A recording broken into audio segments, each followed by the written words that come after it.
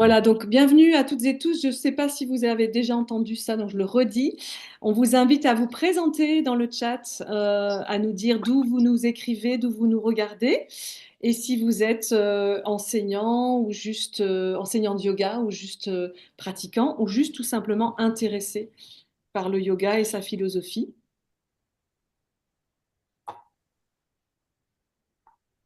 Et on va démarrer dans... Bah, on démarre en fait. Voilà, ça y est, c'est parti. Voilà, donc bienvenue à toutes et tous. Est-ce qu'on a des hommes? Pas beaucoup, j'ai l'impression. Quelques-uns. Bienvenue, donc moi je m'appelle Amélie Michaud, je suis là en tant qu'administratrice de la Fédération belge de yoga. Alors, je suis française immigrée en Belgique depuis déjà plusieurs années. Et en Belgique, il y a deux langues, même trois langues officielles, mais en tout cas pour les fédérations belges de yoga, il y a deux fédérations, enfin deux langues, le néerlandais, le français.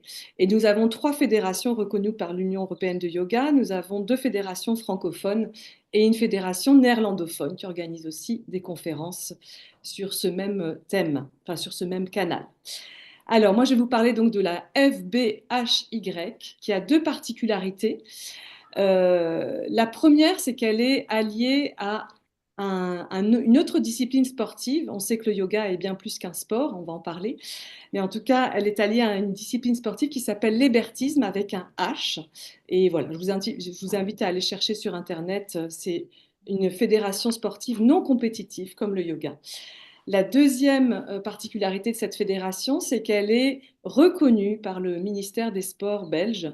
Donc nous avons des diplômes reconnus, ce qui est intéressant et qui fait partie des activités de cette fédération, outre de valoriser nos enseignants, le réseau, les formations et d'être membre de l'Union européenne de yoga. Alors, une petite présentation aussi de l'Union européenne de yoga qui organise ces conférences complètement gratuites, qui est constituée uniquement de personnes bénévoles de différents pays de l'Europe qui mettent leur temps au service du yoga.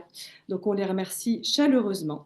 Ça fait 50 ans que l'Union européenne de yoga existe et elle fêtera ses 50 ans cette année à Zinal, le congrès bien connu qui a lieu dans les Alpes suisses, du 17 au 22 août. Les inscriptions sont ouvertes avec la thématique Abhyasa Vairagya.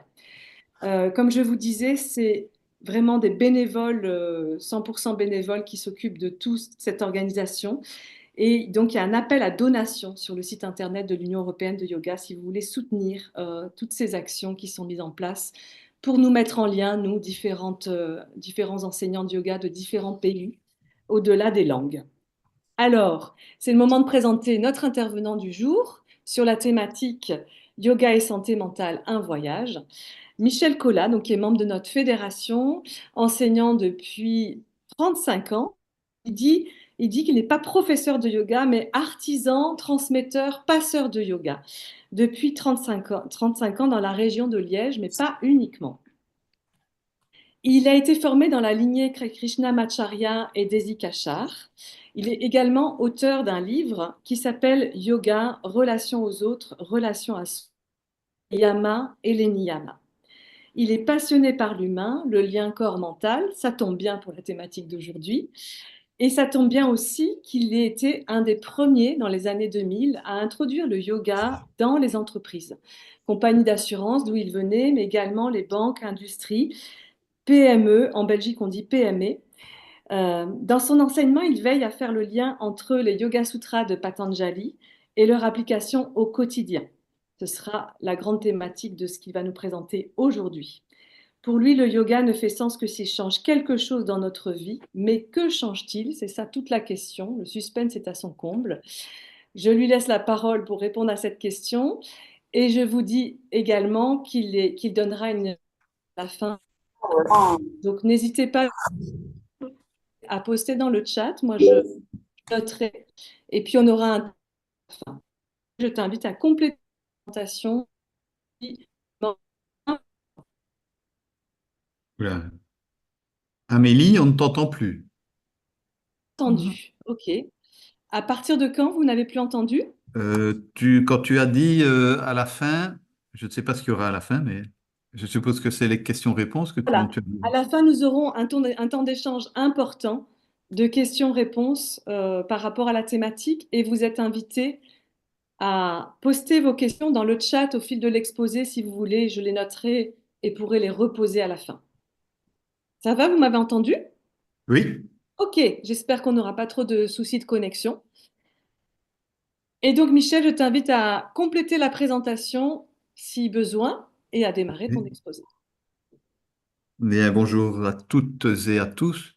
Comme tu l'as dit, je suis belge et déjà au niveau santé mentale, c'est pas évident.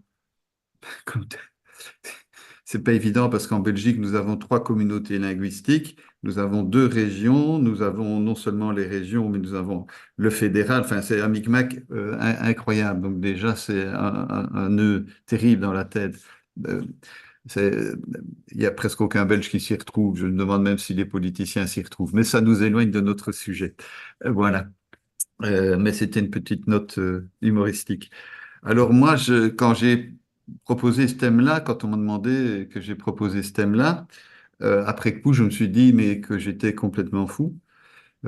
Franchement, parce que c'est un thème tellement vaste et Patanjali est tellement riche sur le sujet que je pense que en une heure ou une heure et demie, on ne peut pas l'épuiser. J'espère que pour ma part, je ne vais pas vous épuiser. Euh, on va, je vois qu'il y a quand même pas mal de professeurs. Je ne sais pas si je vais vous apprendre grand-chose, Euh, mais je vois qu'il y a aussi des personnes qui ne sont pas professeurs. Donc, on va essayer de faire pour faire plaisir à tout le monde.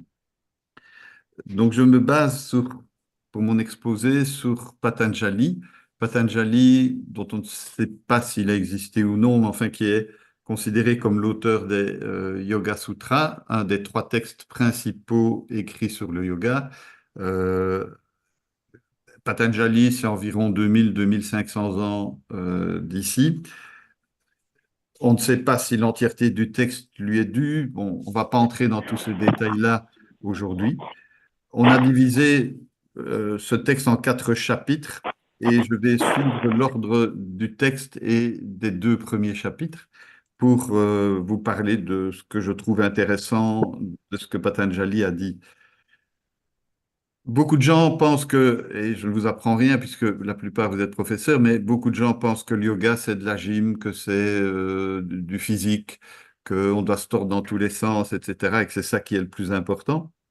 Or, dès le deuxième sutra du premier chapitre, Patanjali, et je ne vais pas donner les sutras en sanskrit, hein, je vais vous les donner en français, et vous me pardonnerez si vous n'êtes pas d'accord avec mes traductions, mais j'espère qu'on trouvera un consensus et que ma traduction se rapproche de ce que vous en connaissez. Mais Patanjali dit déjà au deuxième sutra du premier chapitre, donc dès le début du texte, que le yoga, l'harmonie, que l'enstase, c'est l'apaisement ou la suspension ou la concentration, la canalisation complète des activités fluctuantes du mental. Et donc, dès le départ, Patanjali nous dit, notre mental, il part dans toutes les directions, et le but du yoga, c'est d'arriver à maîtriser le mental. C'est une des principales définitions du yoga, même si on peut en trouver d'autres dans le texte. C'est celle que personnellement je préfère parce que c'est celle qui peut-être nous touche le plus, surtout dans le monde actuel où notre mental est sollicité sans arrêt. Je pense notamment, je suis toujours très étonné de voir des jeunes qui étudient. Je ne sais pas si vous avez eu chez vous des adolescents, moi il y a longtemps qu'ils ne sont plus là, mais j'ai vu d'autres adolescents qui arrivent à étudier, enfin, c'est ce qu'ils disent, en étant en même temps sur Facebook, sur des mails, sur leur smartphone, etc. Et donc, on a un mental qui est de plus en plus agité. Nous aussi, les adultes, hein, on est tombé dans le piège aussi, il ne faut pas se mentir. Voilà. Et donc, l'idée de Patanjali, que l'on retrouve d'ailleurs dans d'autres livres et d'autres philosophies, c'est d'apprendre à maîtriser son mental. Le mental devrait être au service de quelque chose de plus important. On va y revenir dans quelques instants. Le mental se comporte souvent comme le patron, alors que ce n'est pas lui le patron, ce n'est pas lui qui devrait être le patron. Et donc, cette idée du yoga, c'est de rassembler, de réunir, d'arrêter les activités du mental, en tout cas les activités exubérantes du mental, Dans certains textes, vous verrez parfois que, ou dans certaines écoles, on dit il faut arrêter le mental. C'est une traduction et une vision des choses que je ne partage pas et je ne suis pas le seul, parce qu'arrêter le mental, c'est mourir. Aujourd'hui, on considère que quand un cerveau est à l'arrêt, même si le cœur bat toujours, la personne est décédée. Le mental, c'est une usine électrique qui fonctionne sans arrêt. L'idée, c'est d'apprendre à le maîtriser et de faire en sorte que le mental soit à notre service plutôt que ce soyons nous qui soyons au service du mental. Je ne sais pas si vous connaissez Vyasa. Vyasa, c'est un des plus grands, sinon le plus grand commentateur des Yoga Sutras, puisque en Inde, tous les textes importants ont leurs commentateurs, et il y a des commentateurs, des commentateurs, et des commentateurs, des commentateurs, des commentateurs. Vyasa explique qu'il y a 5 grands niveaux d'activité mentale, d'état du mental. Le premier niveau, le niveau le plus bas, c'est Kshipta, c'est une sorte d'agitation, de folie, de frénésie, d'incohérence. Ce sont des personnes un peu dangereuses quelque part. Elles peuvent exploser mentalement et tellement vite qu'on ne sait pas les contrôler. Parfois, ça ne dure même qu'1 ou 2 secondes, mais en attendant, elles ont explosé. Et moi, j'aime toujours bien de faire le lien, comme Amélie l'a dit, avec la vie de tous les jours. On voit ça dans la vie de tous les jours, des gens qui accumulent des rancœurs ou qui n'arrivent pas à exprimer leurs émotions, et puis tout d'un coup, ça explose de façon disproportionnée par rapport à l'événement qui se produit. Et ces personnes après sont mal, l'entourage est mal, etc. Et parfois, ça ne dure que quelques secondes. Mais en attendant, elles ont explosé. La deuxième, comment dirais-je, activité du mental, le deuxième état du mental, c'est Muda, c'est l'apathie, c'est la personne qui est inerte, un peu déprimée, qui n'entend rien, mais avec elle on a une chance de se faire entendre à un moment donné, alors que la personne qui explose, au moment où elle explose, en tout cas, on ne sait plus rien lui dire. Le troisième état du mental, est-ce que je vais trop vite? Louisa, je vais un peu trop vite. Je vais essayer de ralentir. Euh, le troisième. Oui, Caroline, je vais trop vite? Non, c'est bon pour toi? Ok, je vais essayer de faire pour tout le monde, c'est pas évident. Euh, le troisième état du mental, c'est Vikshipta. Vikshipta, c'est l'homme ou la femme ordinaire, c'est notre état à nous. C'est la situation où on est capable de s'orienter dans la vie, mais on oscille quand même.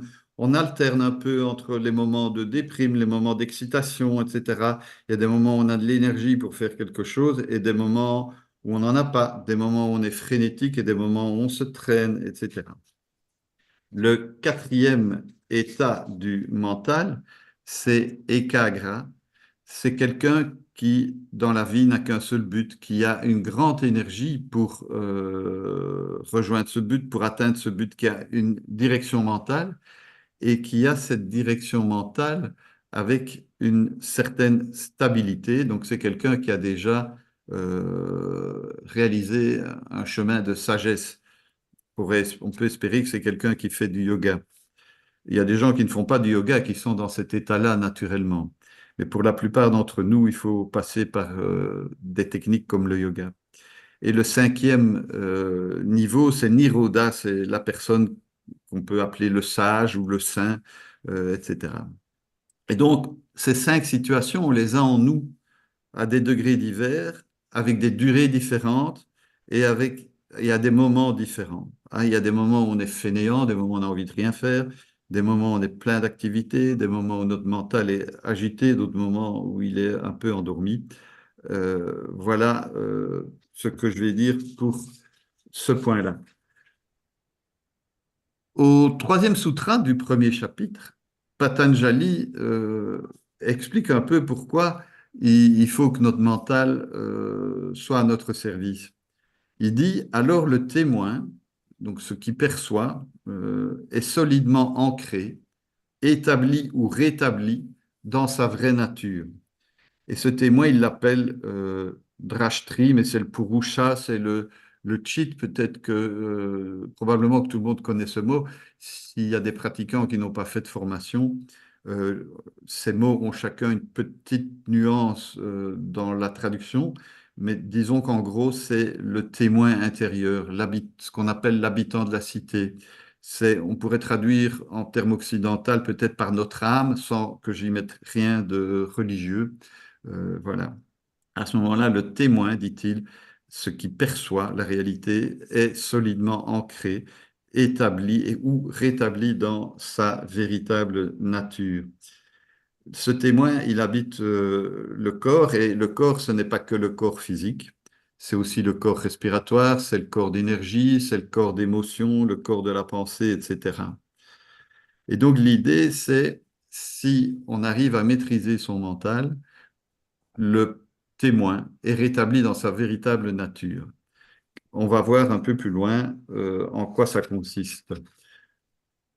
Au sutra numéro 4 du premier chapitre, Patanjali nous dit que si on n'arrive pas à réaliser ce travail, parce que ça en est un, il y a identification aux fluctuations du mental. C'est-à-dire que on s'identifie aux fluctuations de notre mental avec tout ce que ça peut avoir d'agréable ou de désagréable.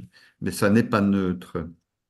Et donc, l'idée, c'est d'épuiser les vrittis, donc les agitations du mental, pour se mettre sous la protection du témoin, du purusha. Voilà. Et donc ici, au sutra numéro 4, c'est ce qui n'est pas l'état de yoga. C'est quand on s'identifie aux fluctuations du mental. Et malheureusement, nous sommes souvent comme ça dans la vie de tous les jours. Plus loin dans les Yoga Sutras, à partir du cinquième sutra, Patanjali va dire que le mental a 5 activités. Quelles sont ces 5 activités fluctuantes du mental? Il va d'abord dire, avant de les citer, que ces 5 activités mentales sont douloureuses ou non douloureuses. Donc, avoir des activités, c'est tout à fait normal. Le tout, c'est de savoir faire le tri. Est-ce que ce que je fais, ce que je pense, ce que je dis, comment je vis les choses, comment je vis une situation, font que le résultat est douloureux ou non douloureux? À certains moments, donc, il peut y avoir un inconfort ou un confort.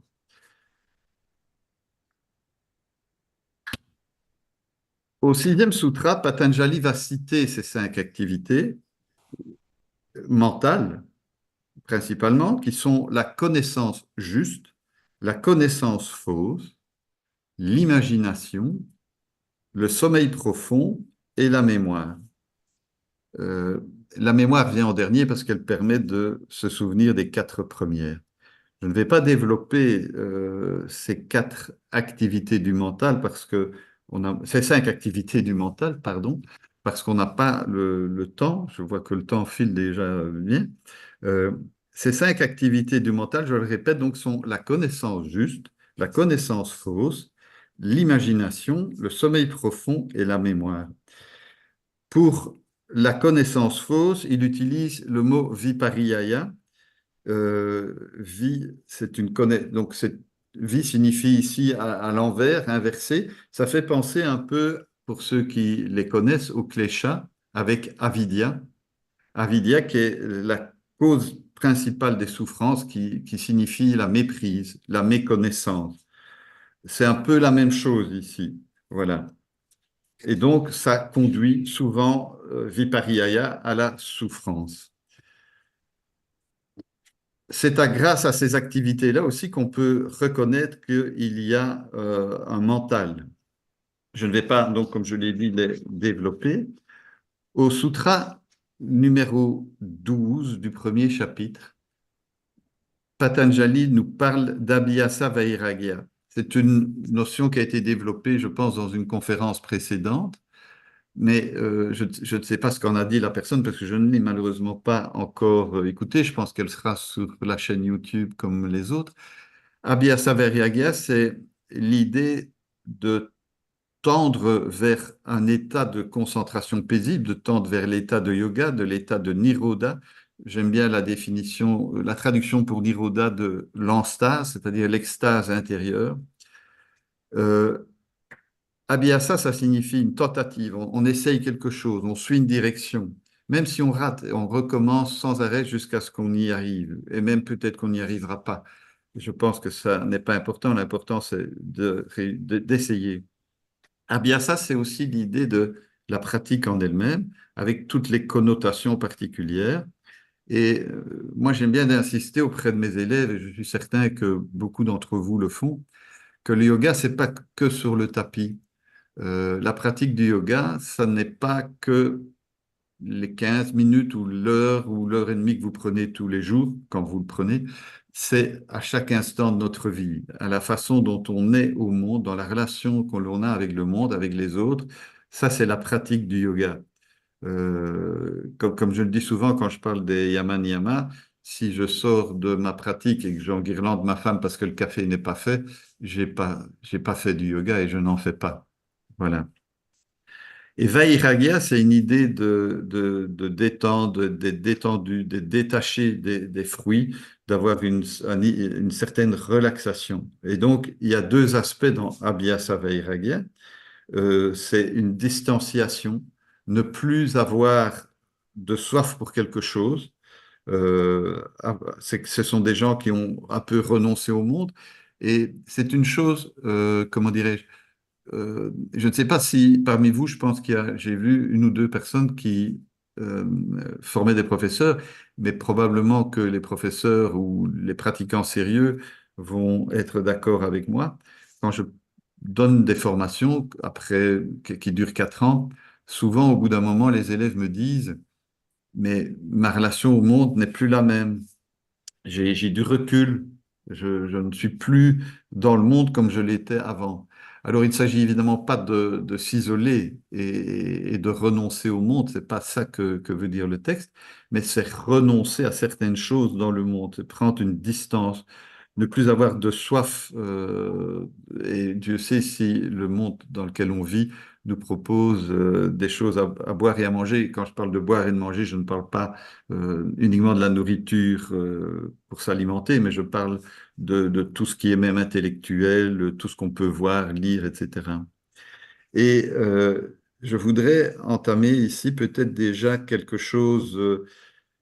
Non, je le ferai plus tard. Je vais avancer, je vais faire comme ça. Euh,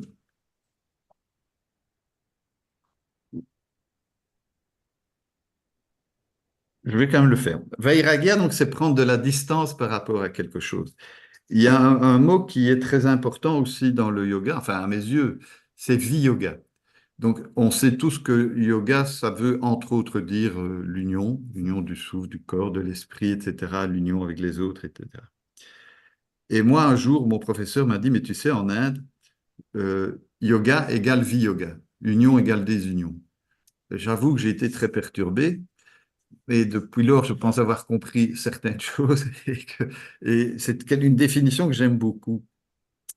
Euh, Vie-yoga, c'est d'abord c'est quelque chose de plus intense encore que prendre de la distance, c'est vraiment chirurgical.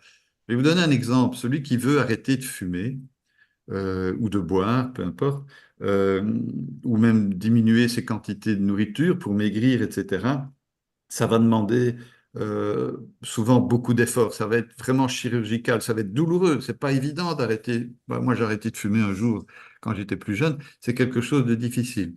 Voilà. Donc, Viyoga, ça précède souvent Vairagya. Il faut d'abord se faire violence, entre guillemets, sans se blesser, pour arriver à faire Vairagya et prendre de la distance.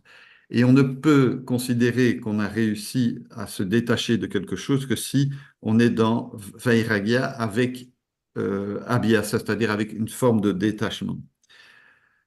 Un peu plus loin dans le texte, Patanjali va dire, j'espère que je ne vous perds pas, hein, que une des causes de la souffrance aussi, c'est le samyoga, c'est-à-dire la personne s'identifie à quelque chose qu'il n'est pas.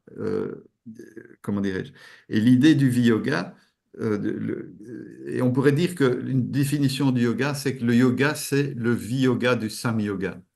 Souvent, nous nous identifions à notre mental, à notre métier, à notre fonction de père de famille ou des choses ainsi. Or, ce n'est pas ce que nous sommes.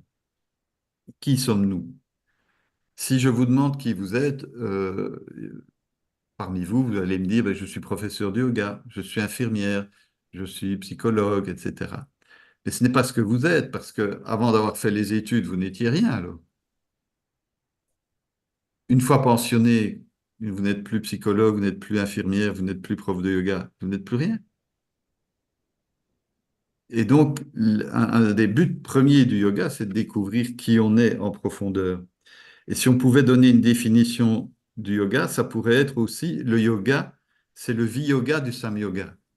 Là, j'espère que je ne vous perds pas complètement. Le yoga, c'est le viyoga du Sam-yoga, c'est-à-dire éviter des connexions trop fortes, se séparer, voilà. Alors,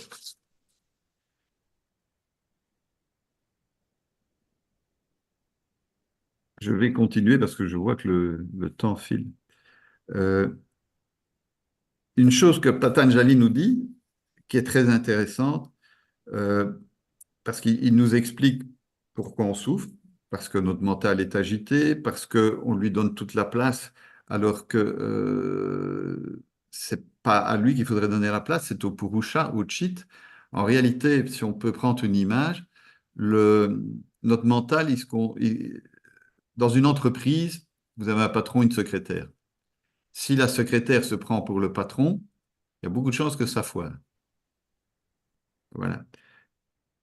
Dans notre système de fonctionnement, tel que l'explique le yoga, c'est la même chose. Le mental se prend pour le patron, alors qu'en fait, il n'est que la secrétaire. Et le patron, c'est le purusha. Le mental devrait être au service du purusha, c'est la secrétaire. Il donne les informations au purusha, c'est lui qui va les traiter et c'est lui qui sait ce qu'il faut faire. Et donc l'idée, c'est d'aller à la rencontre de son purusha, de son chit, de son âme, appelez-le comme vous l'entendez.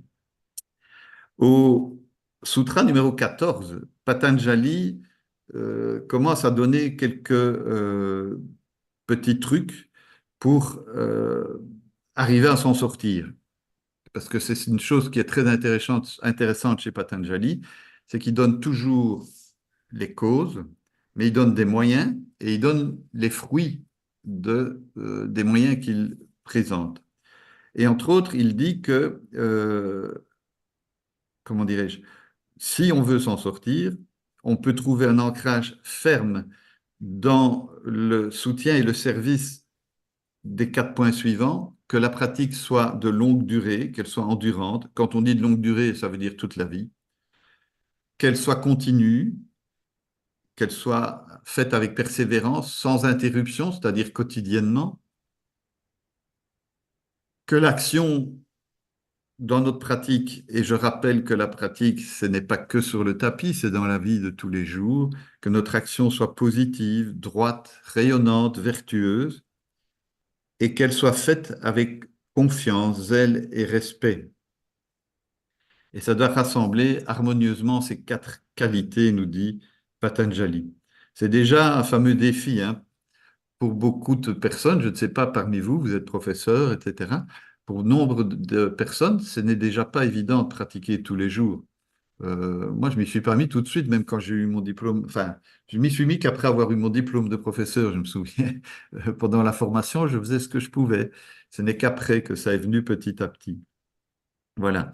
Et là aussi, tiens, entre parenthèses, puisque j'aime bien donner des exemples de la vie de tous les jours, bon, j'espère que ça ne va pas vous déranger, mais euh, on parlait de faire vairagya, d'éliminer des choses de sa vie, voire de faire yoga. Euh, Quand j'ai commencé à vouloir pratiquer quotidiennement, à l'époque, on avait 2 bébés, ma compagne et moi, et c'était un peu difficile, on travaillait tous les deux, donc on rentrait le soir, il fallait faire à manger, donner les bains, raconter des histoires, enfin faire plein de choses en même temps. Et donc je dis à ma compagne, bah, écoute, quand on va rentrer du boulot, moi je vais aller faire ma pratique de yoga.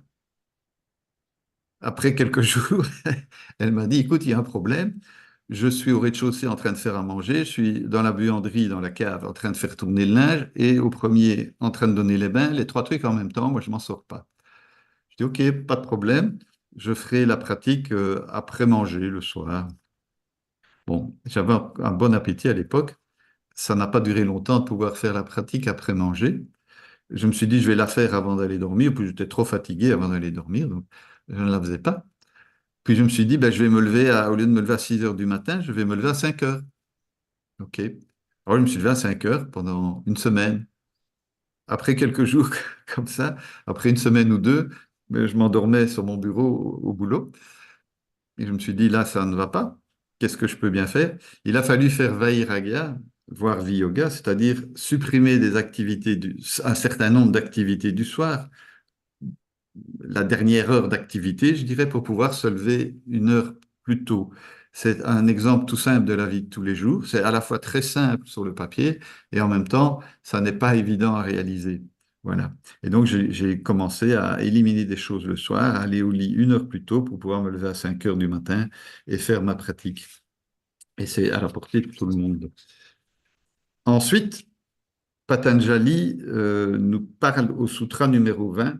Alors, on pourrait, comment dirais-je, euh, parler de beaucoup d'autres sutras, hein, mais j'en ai choisi un certain nombre, puisqu'il est question aussi de spiritualité. Il parle de Shraddha, j'aime beaucoup, c'est un des mots que j'aime le plus dans les Yoga Sutras, c'est-à-dire que Patanjali dit que pour arriver à réaliser l'état de yoga, à être plus clair, à être plus heureux, à moins souffrir, etc., pour développer la clarté du samadhi, il faut d'abord une foi inébranlable. C'est Shraddha. Et quand il parle de foi, il ne parle pas d'une foi religieuse. Évidemment, si vous avez une foi religieuse, ça peut être un plus pour certaines personnes. Mais il parle d'une foi inébranlable dans ce que l'on fait dans le yoga. Il faut une détermination sans faille dans l'engagement. Il faut se souvenir constamment de ce que l'on fait et être fidèle à la direction choisie. C'est-à-dire, je ne fais pas du yoga aujourd'hui, puis, ah oui, 8 jours après, je me rappelle, ah oui, tiens, ce serait bien que je refasse une séance. Comme on l'a dit précédemment, c'est une pratique régulière, mais c'est la faire avec foi, c'est-à-dire avoir confiance dans ce que l'on fait, être persuadé que ça va donner des fruits et faire en sorte que ça en donne. Et là, je fais une petite parenthèse, c'est quelque chose auquel je tiens beaucoup, c'est que si votre pratique, en tout cas c'est comme ça que je vois les choses, vous pouvez ne pas être d'accord, hein, si votre pratique ne change rien dans votre vie, il y a quelque chose qui ne va pas. Euh, ou alors vous êtes déjà euh, dans un état de sainteté, d'épanouissement complet. Mais pour la majorité des gens, si la pratique ne change rien dans votre vie, il faut revoir la pratique, aller retrouver son professeur et revoir sa pratique. Alors, il ne faut pas s'attendre à ce que tout change tout de suite, rapidement. Ça peut parfois prendre des semaines, des mois, voire des années, mais à un moment donné, il faut réviser sa pratique et revoir ses objectifs et voir si on est sur la bonne route et si on les atteint et ne jamais oublier la direction qu'on a choisie. Voilà. Après, Patanjali va commencer à citer des moyens aussi pour arriver à moins souffrir. Et dans les moyens qu'il va citer, il va citer la dévotion totale au souverain, Ishvara. Alors, il est possible que certaines personnes parmi les auditeurs aujourd'hui ne sachent pas qui est Ishvara. Donc, on a parlé du Purusha. Le Purusha, on va dire, c'est l'âme, l'habitant de la cité étant le corps avec tous ses sens, le mental, etc. Ishvara, c'est encore au-dessus, même si c'est pas tout à fait exact comme notion. Ishvara, c'est le Purusha des Purushas. Euh, c'est l'océan et chaque Purusha de chaque être humain, c'est une goutte d'eau de l'océan, si je puis dire ainsi. Et donc, il dit, ou par la dévotion dans le principe suprême qu'est Ishvara. Ishvara, il n'est pas limité par le temps, il est omniscient, etc. Ça, c'est une des propositions que fait Patanjali. Il va en faire d'autres, soyez rassurés, pour ceux que la notion d'Ishvara dérangerait. Moi, j'aime toujours bien l'idée de ne rien imposer, de dire, voilà, Patanjali nous propose ça. En tout cas, moi, je vous propose ce que dit Patanjali. Après, vous choisissez ce qui vous intéresse là-dedans. Alors, après Patanjali, comment dirais-je, après avoir expliqué qui est Ishvara, donc il n'est pas limité par les souffrances, par l'action, par les fruits, les retombées de l'action, etc. Il va nous dire, avant de nous proposer d'autres possibilités, qu'il y a des obstacles sur la voie et comment s'en libérer, s'en préserver. De nouveau, je ne vais pas avoir le temps de développer les obstacles, mais on va les citer. Et comment dirais-je, les obstacles sur la voie du yoga sont notamment la maladie, la léthargie mentale, donc ça c'est le texte, hein, le doute, l'inattention, la lascivité, la frivolité, la vision erronée, la stagnation et la régression. Ça, ce sont les obstacles qui créent des perturbations dans le mental. Alors le doute, pour ne citer que celui-là, hein, le doute, ça n'est pas une mauvaise chose, évidemment, hein, plutôt que de foncer tête baissée, mais il y a des personnes qui doutent sans arrêt et qui finalement n'avancent pas. Euh, voilà. Donc les obstacles que Patanjali nous propose, il y en a certainement d'autres, mais ce sont les principaux. La stagnation, c'est intéressant aussi de voir qu'à certains moments de notre vie, on n'avance pas. Et c'est normal aussi, à certains moments, on avance par paliers. On ne saurait pas monter tout droit au sommet de la colline, hein, le yoga étant vu un peu comme l'ascension d'une colline. Il y a des moments où on a des paliers, où on doit se reposer, etc. Mais stagnation, c'est pire, c'est quelqu'un qui n'avance pas, qui n'avance plus, etc. Voilà. Je ne vais pas les développer plus. Alors, il va nous dire que ces 9 obstacles qu'il a cités, il y a des symptômes qui permettent de les repérer. Et les symptômes qui accompagnent ces obstacles sont la souffrance, le pessimisme, l'agitation corporelle et les perturbations respiratoires.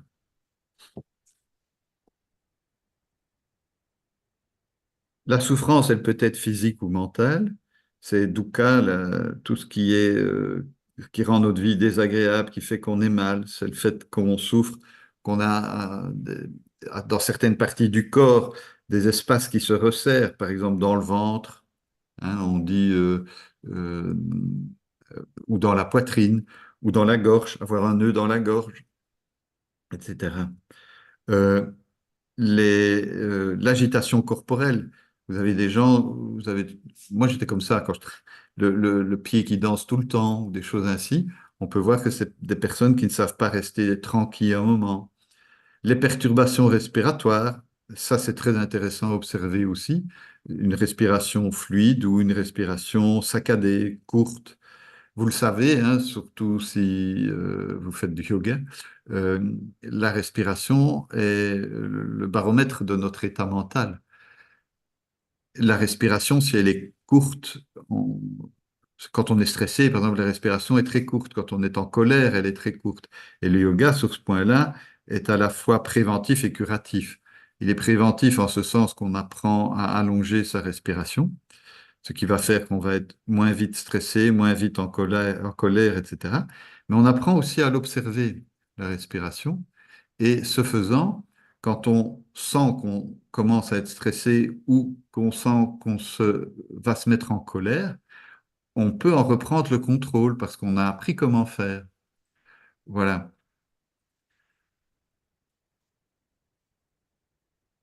Je passe au point suivant. Je vais trop vite. Alors, hop, hop, hop. Alors, oui, on peut dire aussi ceci. Euh, donc, attendez, hein, je reprends mes notes. Je ne sais plus où c'est.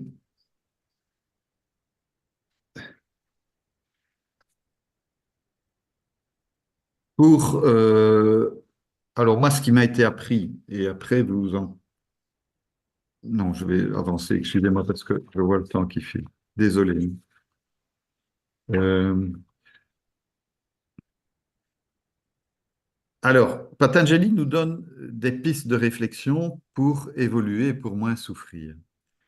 Au sutra numéro 33 du premier chapitre, euh, il nous dit que la sérénité de l'esprit vient de l'attitude mentale dans les situations suivantes. L'amitié envers les personnes heureuses. Nous avons souvent tendance à être jaloux, envieux, etc. Au contraire, c'est s'inspirer de ces personnes-là. La compassion envers ceux qui souffrent. Et Dieu sait si dans le monde autour de nous, il y a des gens qui souffrent. Nous sommes en Belgique, un pays développé, mais il y a quand même en Wallonie, donc là pour les Français et les autres, la Wallonie, c'est la partie de la Belgique où on parle français, donc la partie francophone de la Belgique. À l'heure actuelle, dans un pays riche comme la Belgique, on a quand même 25% d'enfants qui vivent sous le seuil de pauvreté et qui n'ont pas assez à manger tous les jours. Euh, la joie envers les vertueux et l'équanimité envers ceux qui agissent mal. Voilà ce que nous propose Patanjali. Et moi, j'aime bien l'idée de, au lieu d'être jaloux, de s'inspirer des gens heureux. Mais comment est-ce qu'ils font, ceux-là? Et c'est un... Et je vais en parler maintenant parce que peut-être que je voulais en parler plus tard, mais j'ai peur d'oublier. Donc, je trouve que c'est intéressant de s'inspirer autour de nous des personnes, comment dirais-je, qui sont des exemples. Il y a des domaines où je veux faire des progrès, par exemple. Eh bien, je vais rencontrer quelqu'un, ça peut même être parfois quelqu'un qui n'est pas très sympathique, mais qui a cette qualité que je n'ai pas. Mais comment est-ce que cette personne a développé, comment est-ce qu'elle fait? J'essaye de m'inspirer de cette personne pour développer cette qualité-là. Le reste ne me convient peut-être pas chez cette personne, mais il y a quelque chose chez elle qui est intéressant. Comment est-ce que je peux m'en inspirer pour évoluer? Et donc ici, Patanjali nous donne déjà quatre possibilités, mais il va aller plus loin, vous allez le voir dans quelques instants. Alors, il va donner toute une série de moyens dans les sutras 34 et 40 du premier chapitre. Il va nous dire qu'on peut atteindre cet état de maîtrise du mental, de paix, de sérénité, par une attention spéciale à l'expiration et à la rétention du souffle. Et c'est de nouveau quelque chose de très intéressant parce que c'est quelque chose que tout le monde peut faire, qui est gratuit, qui s'apprend assez facilement, même si parfois certaines personnes ont des difficultés, mais ça peut s'apprendre assez facilement. L'expire et la rétention du souffle, ben, tous les pratiquants, je pense, le savent, c'est ça qui nous apaise déjà. En général, les gens qui viennent au yoga, ils ne viennent pas pour la philosophie du yoga, hein, c'est rare. Au départ, ils viennent parce qu'ils sont stressés ou parce qu'ils ont mal quelque part ou pour les deux raisons. Et très vite, grâce à l'expiration, déjà rien que ça, je ne parle même pas de la rétention, très vite, ils découvrent que le yoga peut les apaiser, les aider à mieux dormir, etc. Parce qu'il y a moins d'agitation dans le mental. Au Sutra 35, il dit qu'on peut atteindre cette sérénité par une activité mentale intelligente en relation aux organes sensoriels afin de favoriser donc la stabilité et le contrôle ferme du mental. Avoir une activité mentale en relation aux organes sensoriels, qu'est-ce que ça peut bien vouloir dire?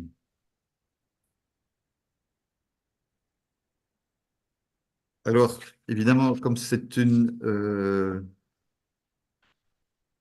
c'est une conférence où on n'est pas dans la même pièce, sinon je vous poserai la question et on pourrait chacun à son tour donner son avis, mais voilà. Euh, Avoir une activité mentale en relation aux organes des sens, c'est, comment dirais-je, observer comment nos activités sensorielles fonctionnent, comment nous fonctionnons par rapport aux organes des sens, pour arriver à maîtriser ces organes des sens euh, et à atteindre cet état de sérénité. Donc, c'est ne pas donner trop de plaisir et trop d'importance aux organes des sens au détriment de la vie intérieure. Et ça, dans le monde actuel, évidemment, c'est très difficile euh, pour beaucoup de personnes. Il suffit de voir, je sais pas moi, quand on lance un nouveau modèle d'iPhone, les gens font la file dehors, parfois la nuit avant, pour être dans les premiers à avoir ce nouveau modèle.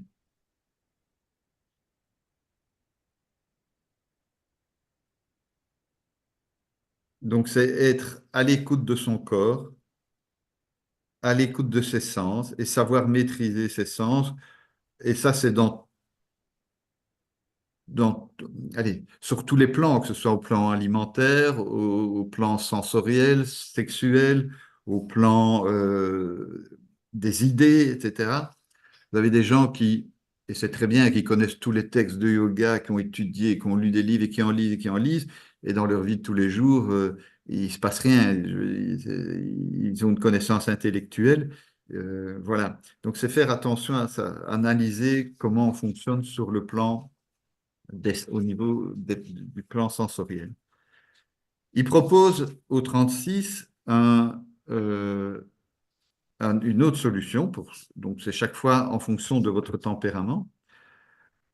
Il propose une méditation dans ce qu'il appelle un lieu de sérénité et d'intelligence lumineuse. C'est ce qu'on appelle Hridaya en yoga.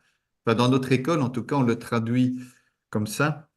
Peut-être que vous, dans votre école, on vous l'a appris autrement et je respecte ça. Mais dans notre école, avec Krishnamacharya et Desikachar, c'était vu comme ça. Donc, Hridaya, c'est le lieu du cœur, le cœur symbolique, hein, pas le cœur physiologique. Et c'est donc découvrir en ce lieu-là la joie, la plénitude, la sérénité, l'épanouissement, tout à fait le contraire de la souffrance. C'est découvrir que au fond de nous, il y a cet aspect-là. Et souvent le soleil intérieur est caché par les nuages. Vous savez, euh, en Belgique, comme dans le nord de la France et jusqu'à Paris, il fait pas toujours beau. Il y a, il y a souvent bon, par exemple, l'hiver qu'on vient d'avoir, il a fait gris, il a plu énormément. Alors qu'est-ce qu'on fait tous? On dit, oh, il fait gris, il n'y a pas de soleil. C'est moche, il n'y a pas de soleil. Oh, j'aimerais bien voir le soleil. Mais c'est moche, il n'y a pas de soleil, c'est vrai et c'est faux. C'est vrai parce qu'on ne le voit pas, mais c'est faux parce que le soleil, il est là. Il ne disparaît pas, simplement il y a des nuages devant. Et donc l'idée de Patanjali, c'est de nous dire, ben, vous avez un soleil là à l'intérieur de vous, une pile d'énergie, une pile de lumière, et c'est simplement caché par les nuages que vous avez mis, et il suffit de les enlever. Alors quand je dis il suffit, c'est c'est le travail d'une vie ou de plusieurs vies, pour certains ou pour la plupart, c'est pas pour tout le monde. Euh, voilà, et je voulais encore dire quelque chose, mais ça m'est sorti de la tête par rapport à ça. Euh, En tout cas, c'est important oui, d'avoir cette notion, et je vais préciser, quand on parle du soleil intérieur, euh, le soleil intérieur, il peut avoir plusieurs connotations. Ça peut être la chaleur, mais liée à la chaleur humaine. Ça peut être la lumière, mais liée à la clarté humaine. Donc, si on veut méditer sur ce lieu de sérénité et d'intelligence lumineuse, et on peut prendre pas mal de symboles. La lumière du soleil, ça peut être la lumière qu'on essaye d'instaurer dans le mental, qui bien souvent ne voit pas les choses très clairement. Alors, évidemment, On a encore d'autres possibilités que nous offre Patanjali. Au 37, il dit, ou par la contemplation du mental sur une personne ou un domaine libre de passion. La contemplation du mental sur un domaine ou une personne, pardon, sur une personne ou un domaine libre de passion. Ça peut être un concept, par exemple l'amour universel, pour ne donner que ça. Ça peut être une personne proche qu'on connaît et qui a des qualités exceptionnelles, ou une personne très éloignée, par exemple, je sais pas, le Dalai Lama ou autre maître en yoga pour ceux qui sont allés en Inde et qui ont rencontré des maîtres, etc.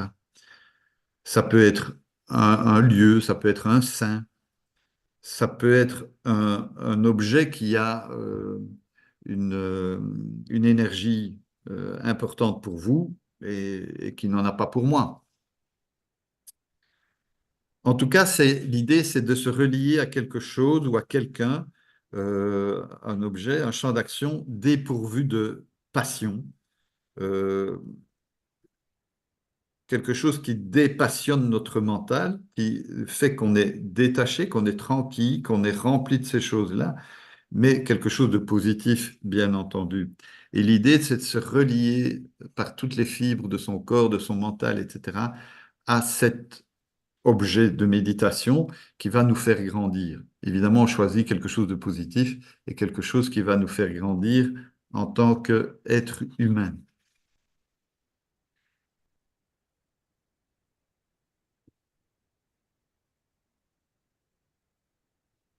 Patanjali, au sutra numéro 38, nous dit qu'on peut aussi prendre comme support de méditation la connaissance née du sommeil profond et du rêve. On est toujours dans les propositions qu'il nous fait pour devenir plus serein, pour moins souffrir, hein.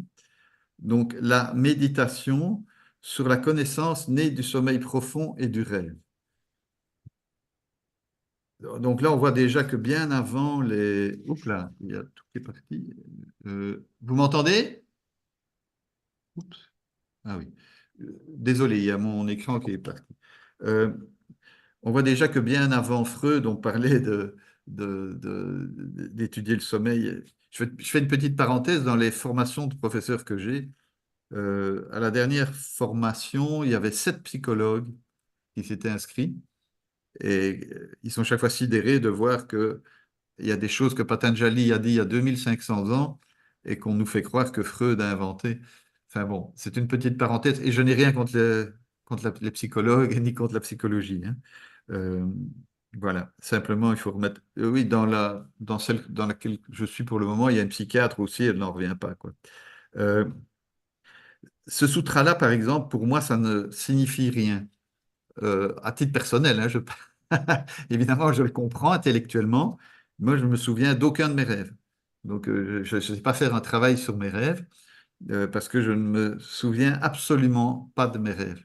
Par contre, ma compagne, elle se souvient de ses rêves. Elle peut me raconter des tas d'histoires, si pas tous les jours, très régulièrement. Voilà. À partir de là, on peut faire un travail. Après ça, Patanjali nous dit, et c'est intéressant aussi, euh, ou encore par la méditation sur ce qui est souhaitable. C'est un des derniers moyens qu'il donne, si pas le dernier, ici, la méditation sur ce qui est souhaitable. Et moi, j'aime bien de... Alors, je ne suis pas Patanjali, hein, je n'ai pas cette prétention, mais j'aime bien de dire les choses ainsi, la méditation sur ce qui est souhaité, souhaitable et réalisable. Parce que entre ce qui est souhaitable et ce qui est réalisable, il y a souvent une grande dichotomie, une grande différence. Et je me souviens d'une élève qui est venue un jour en me disant, elle vient en séance individuelle chez moi, et elle me dit, je veux méditer. Et elle est venue une ou deux fois, puis elle s'est inscrite au cours collectif, et en fait, c'est souhaitable pour tout le monde, bien sûr, de méditer. Mais en fait, cette personne était incapable de rester en place. Donc pendant les séances, elle levait la tête, elle regardait ce que faisaient les autres. Dès que la séance était finie, paf, elle plongeait sur son GSM, elle parlait avec son compagnon. Enfin, et même pendant la séance, il a fallu que je lui apprenne qu'on ne parlait pas, etc. Elle n'était pas en mesure, à ce moment-là de sa vie, de faire de la méditation. Voilà. Et donc, il faut amener les gens progressivement, parce que si on veut aller trop vite, on peut faire plus de tort que de bien. Et donc, il y a trois choses qu'il faut observer, surtout si on fait des séances individuelles, mais même dans les cours collectifs. Qu'est-ce que la personne souhaite? Qu'est-ce qui serait souhaitable qu'elle fasse et qu'est-ce qu'elle est en même de faire. Il faut vraiment faire la distinction entre ces trois choses-là et c'est extrêmement important, même pour vous si vous fonctionnez seul. Euh, il y a des choses qu'on aimerait faire, mais on n'a pas encore les capacités et on ne les aura peut-être jamais. Est-ce que c'est ça qui est souhaitable qu'on fasse ou autre chose? Donc, c'est vraiment d'avoir une réflexion par rapport à ça. Voilà les nombreux moyens que Patanjali nous propose. Il y en a d'autres, bien sûr, mais ce sont les principaux. Et puis, je voudrais attirer votre attention sur quelques autres sutras euh, dont j'essaye de tirer profit dans la vie de tous les jours. Au sutra numéro 16 du deuxième chapitre, Patanjali nous dit qu'il faut éviter la souffrance à venir. Alors, pour ceux qui connaissent l'école de Madras, donc voilà, je ne retombe plus sur le nouveau nom de Madras. Euh, donc notre école à Madras, c'est un petit bâtiment de plusieurs étages où on soigne les gens tous les jours, où on a des cours collectifs mais des séances individuelles. Et c'est ce sutra-là qui est au fronton de notre école, du bâtiment de notre école en Inde. Heyam Dukkham Anagatam, il faut éviter la souffrance à venir. Et ça veut dire en fait que et nous, occidentaux, on fonctionne, et peut-être qu'ailleurs dans le monde aussi, mais on fonctionne à l'inverse de ça. C'est-à-dire que c'est quand on va mal qu'on commence à faire quelque chose. On va voir, qu'on commence à bouger. Et en réalité, ce sutra nous dit, mais c'est quand vous êtes en pleine forme qu'il faut commencer à travailler et à se préparer pour le jour où ça ira moins bien. C'est ça que dit ce sutra. Et c'est vraiment très important. Parce qu'on a tendance, quand tout va bien, à dire, ouf, allez, pas besoin de faire ma séance, hein, tout va bien. Voilà, on a tendance à- allez, un peu à lever le pied. Et c'est à ce moment-là, en fait, qu'on devrait se préparer pour renforcer notre corps et notre mental pour les moments plus difficiles qu'inévitablement dans la vie on va connaître.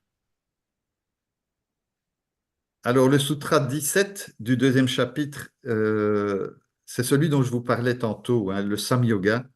Euh, Patanjali nous dit il faut éviter l'association, la confusion entre ce qui perçoit, le purusha, le chit, le drashtra, et ce qui est perçu. Et ça, c'est quelque chose que nous avons difficile à faire, euh, faire cette distinction entre ce qui perçoit et ce qui est perçu. Voilà. Et c'est là que je vous disais, ben, vous n'êtes pas le métier que vous êtes, vous n'êtes pas père de famille, enfin, si, bien sûr, vous êtes tout ça, mais c'est pas ça qui vous définit. Qu'est-ce qui peut vous définir? C'est à méditer. Ensuite, non, ça va être un peu long. Je vais...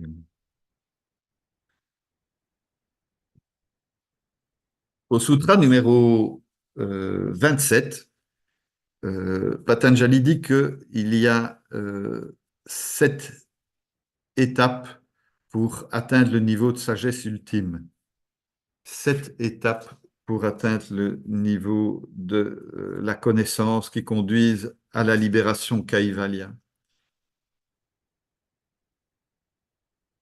Alors, je ne suis pas sûr qu'on va nécessairement développer les 7 étapes, mais en tout cas, la première étape, et c'est très important dans ce que je voulais vous dire aujourd'hui, c'est se rendre compte très clairement qu'un certain nombre de choses que je fais, je ne dois plus les faire. C'est se rendre compte, c'est le premier pas, c'est le pas le plus important. Je souffre et à cause de quoi est-ce que je souffre? Parce qu'il y a des choses que je fais et que ces choses à chaque fois me font souffrir, mais je les répète inlassablement. Et on ne s'en rend pas compte, évidemment, heureusement, enfin, heureusement ou malheureusement. Euh, Quelles sont les choses que je ne dois plus faire pour ne plus souffrir? Et si on arrive à faire ça, on élimine la souffrance à venir, ce qu'il nous conseillait de faire au sutra numéro 16. Et puis, on va aller, les étapes de 1 à 7, ça va être d'aller vers une purification de plus en plus grande. Euh, mais la première chose à faire, c'est de prendre conscience qu'on souffre. Je souffre et pourquoi est-ce que je souffre? Premièrement, je suis dans la souffrance. La personne qui ne reconnaît, vous savez, vous avez déjà vécu ça, des personnes qui souffrent et vous leur dites, et elles vous disent non, non, tout va bien, tout va bien, tout va bien pour moi, il n'y a pas besoin, j'ai besoin de personne, j'ai pas besoin d'aide, etc. La première chose à faire, c'est reconnaître qu'on est dans une difficulté, reconnaître les faits, accepter la réalité de sa souffrance. La deuxième chose à faire, c'est essayer de trouver les causes de sa souffrance. Pourquoi est-ce que je souffre? Pourquoi est-ce que je suis là? Peut-être qu'il faudra une thérapie, hein. Euh, Moi, je laisse toujours les portes ouvertes. Le yoga ne peut pas tout non plus, il peut énormément de choses. Euh, mais voilà. Les causes sont parfois multiples. Euh, voilà, ça peut être le mode de vie, ça peut être le mode de pensée, ça peut être des actions qu'on répète.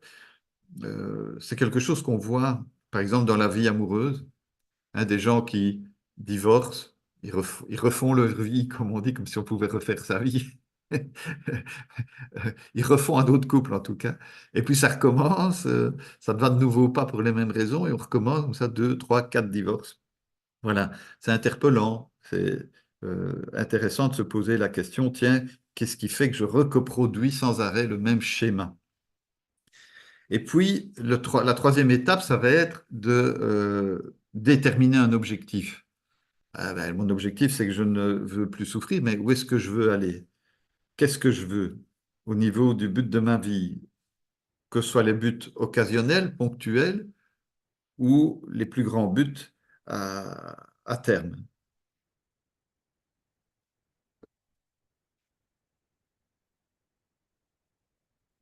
Alors ça, c'est très bien. On sait si on arrive à déterminer où on veut aller, quels sont les moyens que je vais utiliser pour atteindre cet objectif, pour réduire les causes de souffrance.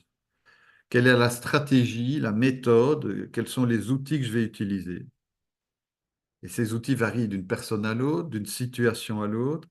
Et ça demande l'aide d'un professeur, hein. On ne peut pas faire ça tout seul. Il faut quelqu'un qui a un regard extérieur en yoga. Et c'est pour ça que, à l'origine, du moins dans notre école, mais je pense que c'était comme ça partout en Inde, à l'origine, le yoga était enseigné en séance individuelle, pas en cours collectif.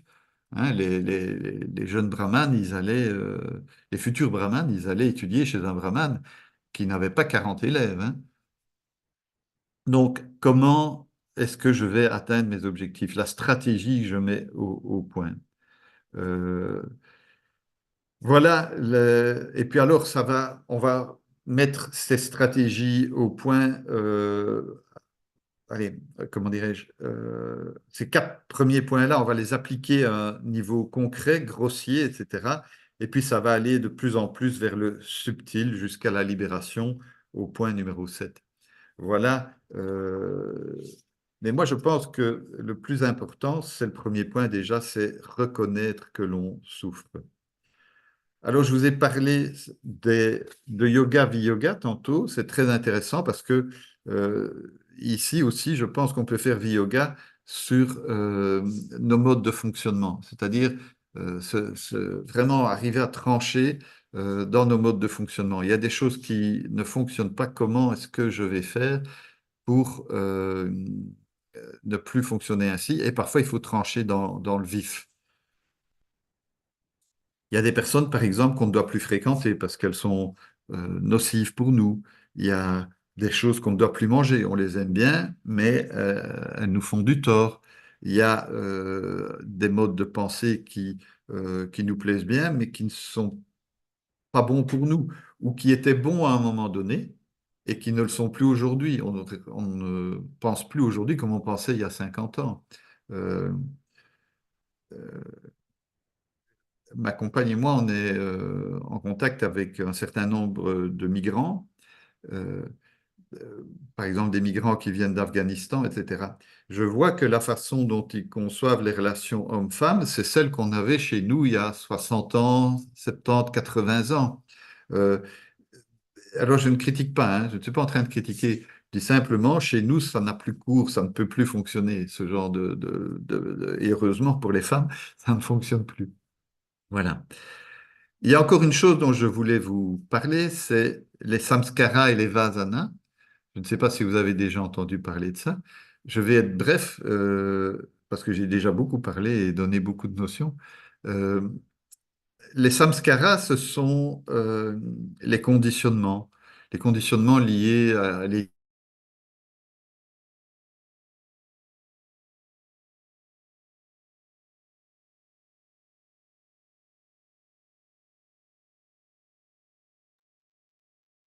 Je pense qu'on n'entend plus Michel.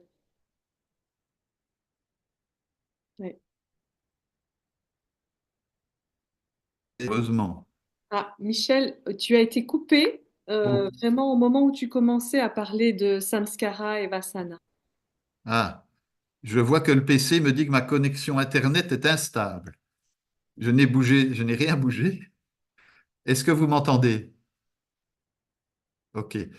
Donc, je vais recommencer. C'est pas grave. Donc, les samskaras, ce sont les conditionnements qui sont liés notamment à notre éducation, notre milieu social, etc. Euh, je prenais l'exemple du fait de la conduite automobile. Si vous devez tourner à droite à un carrefour, vous savez sans réfléchir que vous devez mettre le clignotant, changer de vitesse si vous avez toujours une voiture à vitesse, freiner, puis réaccélérer après, etc. Ça se fait heureusement sans devoir y réfléchir. Il y a des tas de choses dans notre vie qu'on fait sans réfléchir. On se lave les dents après les repas, on se lave les mains avant les repas, etc. Enfin, ça, ce sont je dirais les samskaras. Il y a des bons samskaras et il y a des mauvais samskaras. Je vais y revenir. Et puis, il y a quelque chose d'encore plus profond, ce sont les vasanas. Les vasanas, ce sont les conditionnements encore plus profonds qui peuvent parfois venir des générations précédentes. Je ne sais pas si vous avez déjà entendu parler de la psychologie intergénérationnelle. Donc, on est conditionné par le vécu des générations précédentes. Est-ce que vous savez que euh, l'espèce humaine, c'est la seule espèce au monde qui naît chaque fois avec plus d'acquis que la génération précédente. C'est-à-dire que nos enfants naissent avec ce qu'on a appris de nouveau. Par exemple, mes grands-parents ne connaissaient pas l'informatique. Moi, je connais l'informatique. Ça a été transmis à mes enfants et ce sera transmis à mes petits-enfants avec encore plus de données. Ils en sauront encore plus. On voit des enfants de... Il y a une dame qui vient nettoyer ma maison. Elle a un petit-neveu, à 2 ans et demi, il a créé un groupe WhatsApp avec toutes ses tantes. Voilà. Moi, à 2 ans et demi, je n'aurais pas été capable de faire ça. Vous m'entendez toujours? Est-ce que Elisabeth Joa veut bien me faire? Oui, ok, ça va. Euh, donc, les vasanas, ce sont des conditionnements très, très profonds. Et pour éviter de souffrir, il faut enlever les vasanas qui nous font souffrir. Évidemment, c'est très, très difficile puisqu'on n'en connaît pas l'origine. On n'en connaît pas toujours l'origine. Et donc, l'idée, c'est d'installer, et ça, Patanjali en parle aussi, d'installer des conditionnements positifs. Donc, il dit toujours, et c'est une notion auquel je tiens énormément personnellement, c'est on ne lutte pas, ça ne sert à rien, on ne lutte pas contre le négatif. Si vous luttez contre le négatif, vous êtes dans le négatif tout le temps et vous l'amplifiez. Je prends souvent cet exemple-là. Euh, je ne sais pas si en France vous avez ça, mais en Belgique, on a une émission de sécurité routière. Et dans cette émission de sécurité routière, chaque année en hiver, on précise que quand il y a du verglas, si on veut éviter une sortie de route, il faut regarder là où on veut aller et ne pas regarder l'arbre qu'on veut éviter. C'est cette idée-là. Si vous regardez ce que vous voulez éviter, vous allez dedans, vous allez dans l'arbre. Votre cerveau va vous y emmener. C'est la même chose ici. Il faut mettre en place des stratégies positives qui contrecarrent et qui vont faire disparaître les stratégies négatives mises en place parfois depuis des générations, ou en tout cas depuis l'enfance. Et donc, c'est important de réfléchir à quoi mettre en place de positif pour contrecarrer à la fois les samskaras et les vasanas. Et donc, Patanjali le dit, pour éliminer les samskaras, il faut mettre en place des samskaras positifs. Et je terminerai en rappelant quelque chose d'essentiel, c'est l'importance de l'Ashtanga Yoga, le yoga 8 membres, euh, qui est quand même aujourd'hui considéré comme un des éléments les plus importants, hein. C'est la pratique des 8 membres que je rappelle très brièvement. Les yamas, ce sont les 5 disciplines de relation aux autres, les niyamas, les 5 disciplines de relation à soi. Puis seulement viennent les postures, euh, asana, puis les techniques respiratoires, pranayama, puis la rétraction des sens, pratyahara, la concentration dharana, la méditation dhyana et l'enstase, le but ultime, donc le samadhi. Ces 8 points-là sont à travailler simultanément et tous les jours. Voilà. Alors, voilà, je vais m'arrêter là. Je pense que j'ai beaucoup parlé. Je vous... Hop, ma connexion est instable. Voilà. Euh, je me rends compte que j'ai été fort vite. Voilà, j'espère que je ne vous ai pas trop perturbé et que je ne vous ai pas perdu en cours de route. C'était un plaisir pour moi de vous expliquer ces choses-là, ou de vous les rappeler, parce que pour la plupart, vous êtes professeur, comme j'ai pu lire. Et maintenant, je veux bien répondre à vos questions. Alors, je vous suggère, si vous avez des questions, merci déjà Michel, merci beaucoup pour ces Yoga Sutras commentés, on va dire. Et donc, je suggère aux personnes, si elles ont des questions, de réagir avec la petite main en bas ou éventuellement, si vous avez votre caméra allumée, de faire un petit signe de main ou pour les plus timides, de poser votre question dans le chat. Voilà, comme il n'y a pas encore de questions, hein, vous intégrez les choses. Moi, je vais poser Oui, la première. oui, vas-y. Donc, j'ai bien compris que V-Yoga te tient très à cœur, notamment, je l'ai lu sur ton site web aussi, tu en parles, hein, V-Yoga, yoga égale V-Yoga. Et la question portait sur le lien entre Ahimsa, hein, la non-violence, et V-Yoga. Parce que comme tu le faisais remarquer au début de l'exposé, quand on veut arrêter par exemple la cigarette, on va prendre cet exemple-là, au début on doit se faire violence pour Oui, couper. Et donc comment trouver la juste mesure pour ne pas se mettre en souffrance non plus par rapport, je pense, à des dépendances. Tout le monde a des dépendances affectives ou à des substances, ou voilà, ou à des émotions même. Et donc, oui. comment trouver ce ahimsa dans Viyoga? Je ne suis pas sûr de bien comprendre ta question, mais je vais tenter d'y répondre. Donc, je vais essayer de la traduire avec mes mots à moi et tu vas me dire si c'est ça. Euh, si je comprends ta question, tu me demandes comment être non violent en réalisant Viyoga. C'est ça. C'est ça? C'est ça. Ok.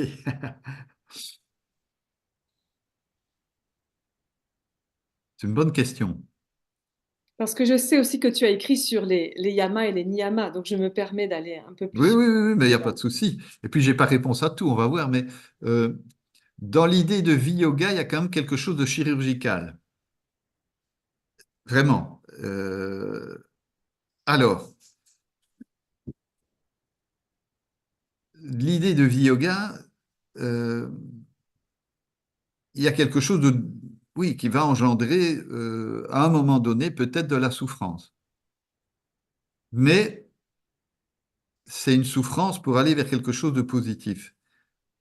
Si j'arrête de fumer, ben c'est dur parce qu'on a une dépendance, il n'y a rien à faire. Ou comme d'autres personnes l'ont avec le sucre ou que sais-je. Euh, Se séparer de ça pendant les premières semaines, parfois les premiers mois, c'est une souffrance, vraiment. Mais pour moi, ça respecte aussi Ahimsa, parce que c'est pour aller vers plus de santé, vers un mieux-être, parce que c'est se respecter soi. Alors tu poses la question aussi par rapport aux relations entre les personnes.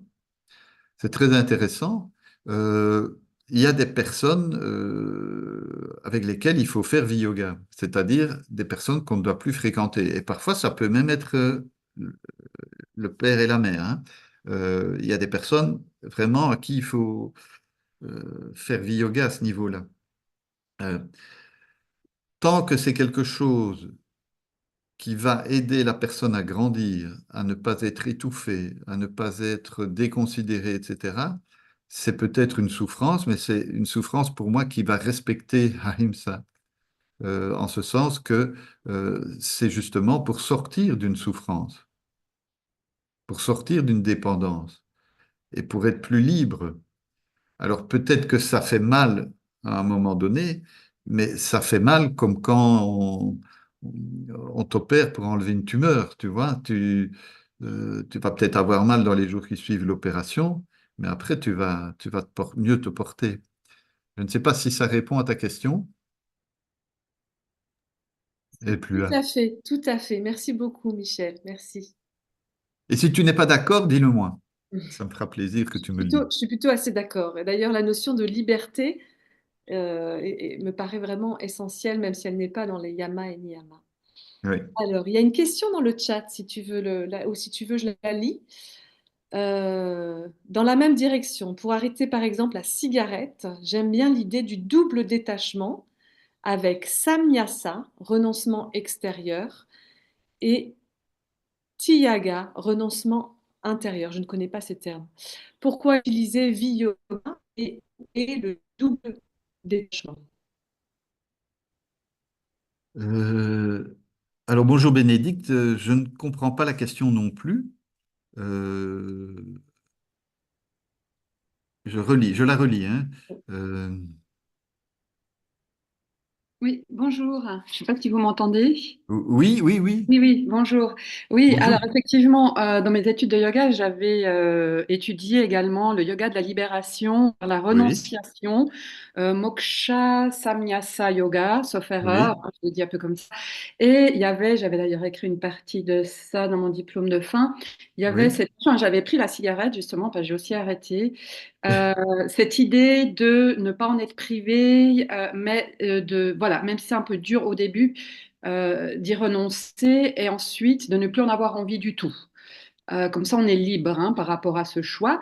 Et il y avait cette idée du double détachement avec Moksha, qui était justement le renoncement extérieur, le samyasa, et intérieur, le tyaga, qui fait que on est totalement libéré. Donc, ça va dans cette renonciation avec le Moksha Ok. Samyasa Yoga.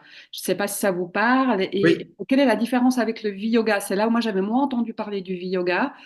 Et j'essaie de faire cette, je sais pas, est-ce que c'est complémentaire, différent?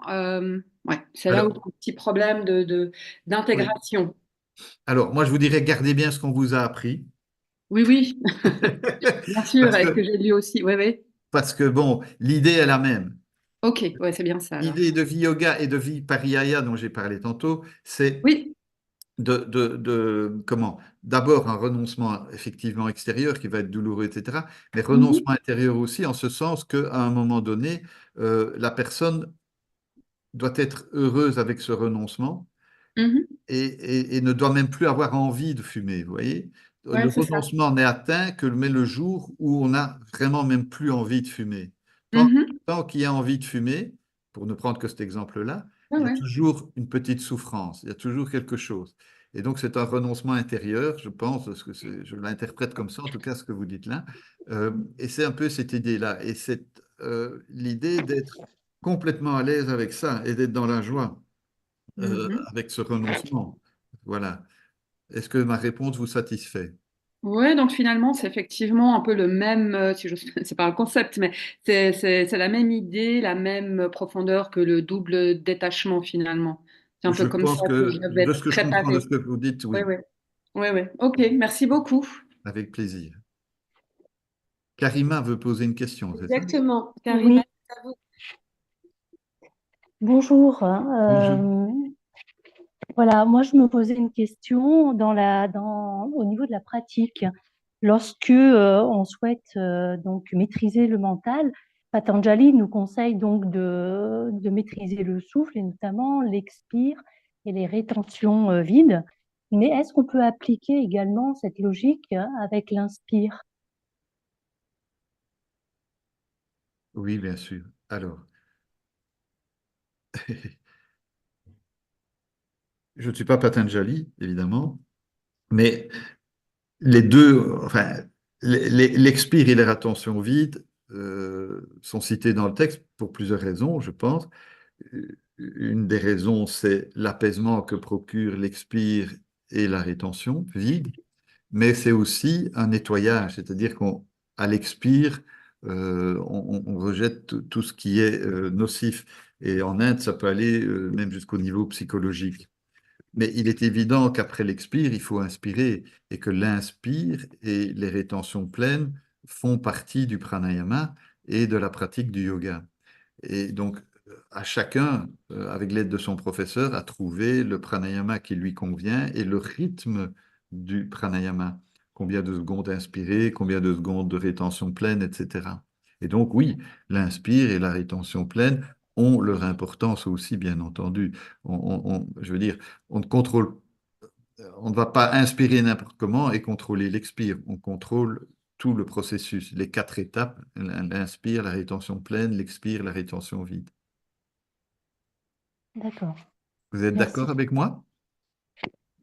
Oui, je suis d'accord, mais la question que je me posais, c'est que enfin, dans la pratique, quand on expire, la sensation, c'est vraiment un apaisement profond.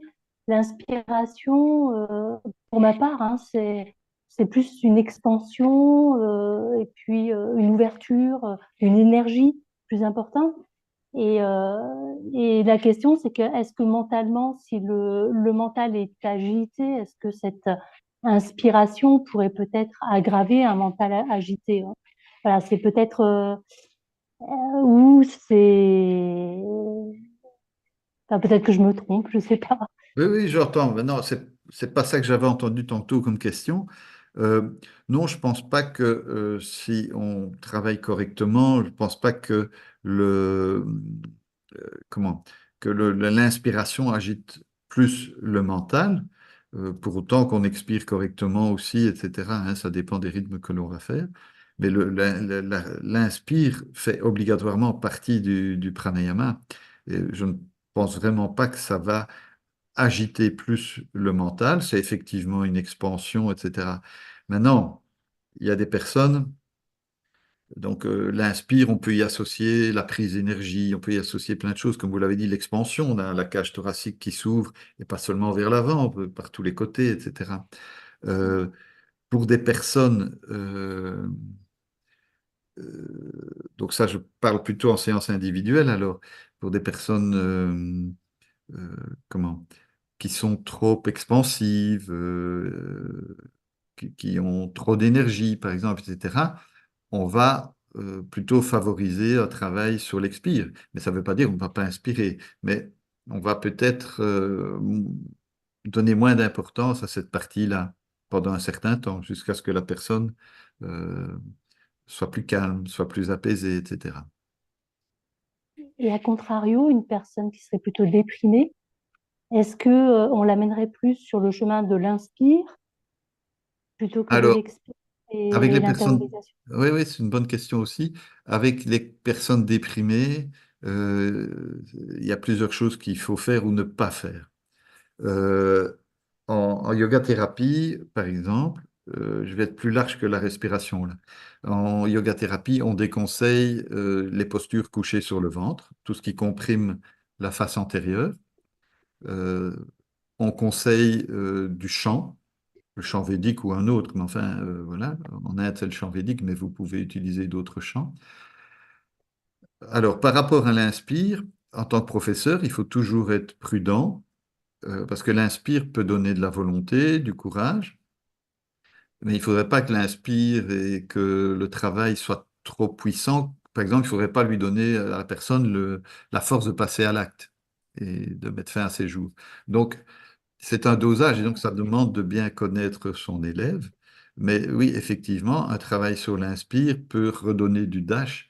Mais pour ça, il y a aussi des postures qui peuvent travailler cet aspect-là, au-delà de la respiration, Oui, combiné à la respiration. Et donc, c'est un dosage assez important à faire. Et dans notre école, en tout cas, on ne donne jamais deux fois la même séance. C'est-à-dire que si j'ai une personne qui est déprimée et qui vient aujourd'hui, après-midi, et que j'en ai une autre demain matin qui vient avec une dépression, ce sont deux personnes différentes, qui ont des histoires de vie différentes, qui ont des situations familiales différentes, etc. Et en supposant même qu'elles travaillent dans la même société, qu'elles aient le même nombre d'enfants, etc., elles n'auront pas la même séance. On va adapter chaque fois la séance en fonction de la personne qu'on a devant nous. C'est très important. oui. Donc, si je comprends bien, en fait, il n'y a pas une généralité. C'est vraiment à doser et à adapter en fonction de la Oui, personne. oui, enfin, alors, je ne sais pas, non, je peux pas, je connais pas toutes les écoles. Il y a des écoles qui fonctionnent ainsi. En Oui, tout cas, dans la nôtre, qui s'est appelée à un moment donné Vini Yoga, c'est un élément très important, extrêmement important. Krishnamacharya, à un moment donné, s'est rendu compte dans les années 30-40 qu'on ne pouvait plus enseigner le yoga de façon, je vais dire, militaire comme lui l'enseignait. Et il a dit, ce n'est pas aux personnes de s'adapter au yoga, c'est mm, au yoga à s'adapter à la personne. Et à partir de là, on considère qu'on doit, en tout cas en séance individuelle, parce qu'en cours collectif, c'est plus difficile, on doit donner une séance différente à chaque personne qui vient nous voir. Il n'y a pas une, j'ai pas pour la dépression, tiens, une séance, je peux l'envoyer à tout le monde. J'ai pas pour une hernie discale, une séance, tiens, je peux l'envoyer à tous ceux qui ont une hernie discale. Ça va chaque fois être adapté à la personne. Voilà. Et donc d'accord. ça, c'est très chouette aussi parce que ça veut dire que la personne qui vient voir un professeur de yoga en séance individuelle, faire une comparaison qui vaut ce qu'elle vaut, mais je pense qu'en France, vous avez le CA aussi, hein, je pense. Les magasins CA, oui, vous connaissez ça en Ah France? oui, oui, oui, oui, oui, on connaît. Et c'est peut-être maladroit comme comparaison, mais le cours collectif, je dirais, c'est le CA. Et la séance individuelle, ben, c'est le tailleur qui va vous faire quelque chose sur mesure. Alors, on est très bien habillé avec les deux. Mais avec le tailleur, on aura quelque chose qui sera plus confortable à porter, on sera moins, on sera mieux dedans, etc. Ce sera plus adapté à nous. Voilà. Et donc, je ne suis pas en train de dire du mal des séances collectives, hein, j'en donne moi-même. Mais la séance individuelle, évidemment, va permettre d'aller beaucoup, beaucoup plus loin que ce qu'on peut faire en cours collectif. D'accord. Et c'est ça qui est chouette aussi en tant que professeur, c'est qu'il n'y a pas une réponse toute faite. C'est la difficulté, mais c'est aussi ce qui est Mm, très agréable, c'est que il faut chaque fois inventer. merci. Alors, nous avons une main levée. Il s'agit du président de la Fédération belge d'hébertisme et de yoga, Michel Wolf. À toi.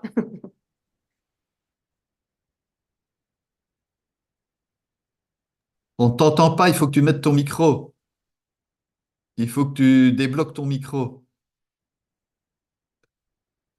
Il n'est pas débloqué. Voilà. Voilà, voilà. J'ai un peu de mal. Bon, je vais être bref. Et ma question, Michel, elle suit assez bien peut-être la question précédente. Euh, Si on est consulté de manière individuelle, donc pas en cours collectif, par, par ou pour une personne qui est dans un état de santé mentale très troublé, hein, qui, pour le dire en d'autres mots, qui a des problèmes psy aigus, Mhm. euh, il me semble qu'on pourrait retenir euh, a priori deux voies pour chercher à l'aider et deux voies qui seraient à coupler. La dernière dont tu viens de parler dans la respiration est probablement qu'on va d'abord essayer de lui apprendre à expirer. ce que peu de gens dans notre monde savent faire, d'expirer réellement et avec beaucoup de conscience et se dire, bon, ben, si on leur apprend déjà à expirer, probablement qu'on va pouvoir enclencher un cycle où petit à petit, on va mettre en place les 4 phases respiratoires. Et si je t'ai bien écouté, il y aurait donc ça que je serais tenté d'employer comme première voie. Et la deuxième voie que je couplerais, ce serait d'essayer d'aller vers ce que tu as appelé les samskaras positifs. Qu'est-ce que tu penses de ce duo, de ces 2 voies Alors, dont on s'emparerait? bonjour Michel. Je pense qu'on s'est déjà croisés dans des formations il y a longtemps. Euh, Voilà, voilà. euh, Nos alors, cheveux gris et blancs à l'un et à l'autre peuvent expliquer qu'on se soit déjà bon, croisés il y a longtemps. il y a longtemps. Euh, alors, je suis entièrement d'accord avec ce que tu dis et j'ajouterais même une troisième chose, je vais y venir. Il y a effectivement les postures et la respiration. Il y a le fait d'installer des samskaras positifs, mais au moment où la personne est en pleine dépression, c'est peut-être un peu difficile. Mais en Ouais. tout cas, quand elle va mieux, Mm. l'aider à installer des choses plus positives, c'est quelque chose qu'on peut faire. Mais il y a une troisième chose que je n'ai pas évoquée avec la dame précédente, ou celle encore avant, euh, c'est à certains moments de pouvoir dire, écoutez, OK, on va faire un travail en yoga, mais je vous conseille d'aller voir un psychologue ou un psychiatre. Oui, mais c'est important de le dire parce qu'on n'est Tu as pas, raison. on n'est pas médecin, on n'est pas psychologue, on a des limites. Et il y a des personnes, franchement, moi, je enfin, ça m'est arrivé de leur dire, OK, je peux vous aider, mais allez aussi faire un travail sur ce terrain-là parce que je peux pas tout, moi. Voilà. Donc, je suis entièrement d'accord avec ce que tu dis. Mais les samskaras positifs, comme dit Patanjali, hein, c'est au moment, je pense que c'est au moment où la personne va bien qu'on peut les installer. Parce que Ah, c'est ça. ça va être beaucoup plus difficile quand la personne est en pleine dépression, parce qu'elle n'a pas l'énergie, elle voit tout en noir, donc elle va te dire, bah non, j'ai tout essayé, ça ne marche pas, Mm. ou ouais, j'ai pas la force, enfin voilà. Euh, Maintenant, on peut essayer, hein, mais Mm. faut être réaliste. Euh, les samskaras positifs, je pense que c'est mieux d'essayer de les installer quand on va bien et on se rend compte qu'il y a un problème, mais qu'on est en état de pouvoir changer les choses. Mm. Merci beaucoup. Avec plaisir.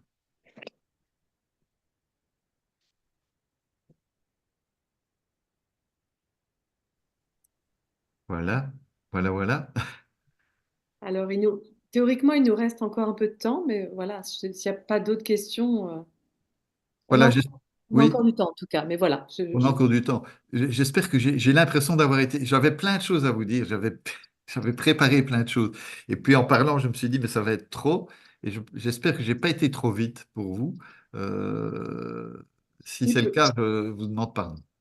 peut-être qu'il peut y avoir aussi des questions de compréhension, hein, de revenir sur des choses que Oui, Michel oui, a dites, qui oui, n'ont oui, pas pu n'hésitez être pas. notées. Voilà, n'hésitez pas. Sinon, la conférence, vous pourrez la revoir. Donc, vous pouvez c'est ça, hein, sur la chaîne YouTube. Donc, vous pourrez réécouter ce qui a été dit.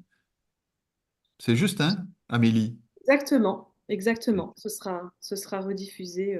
Et je pense même que les personnes qui ont le lien de la conférence, oui, de la rediffusion.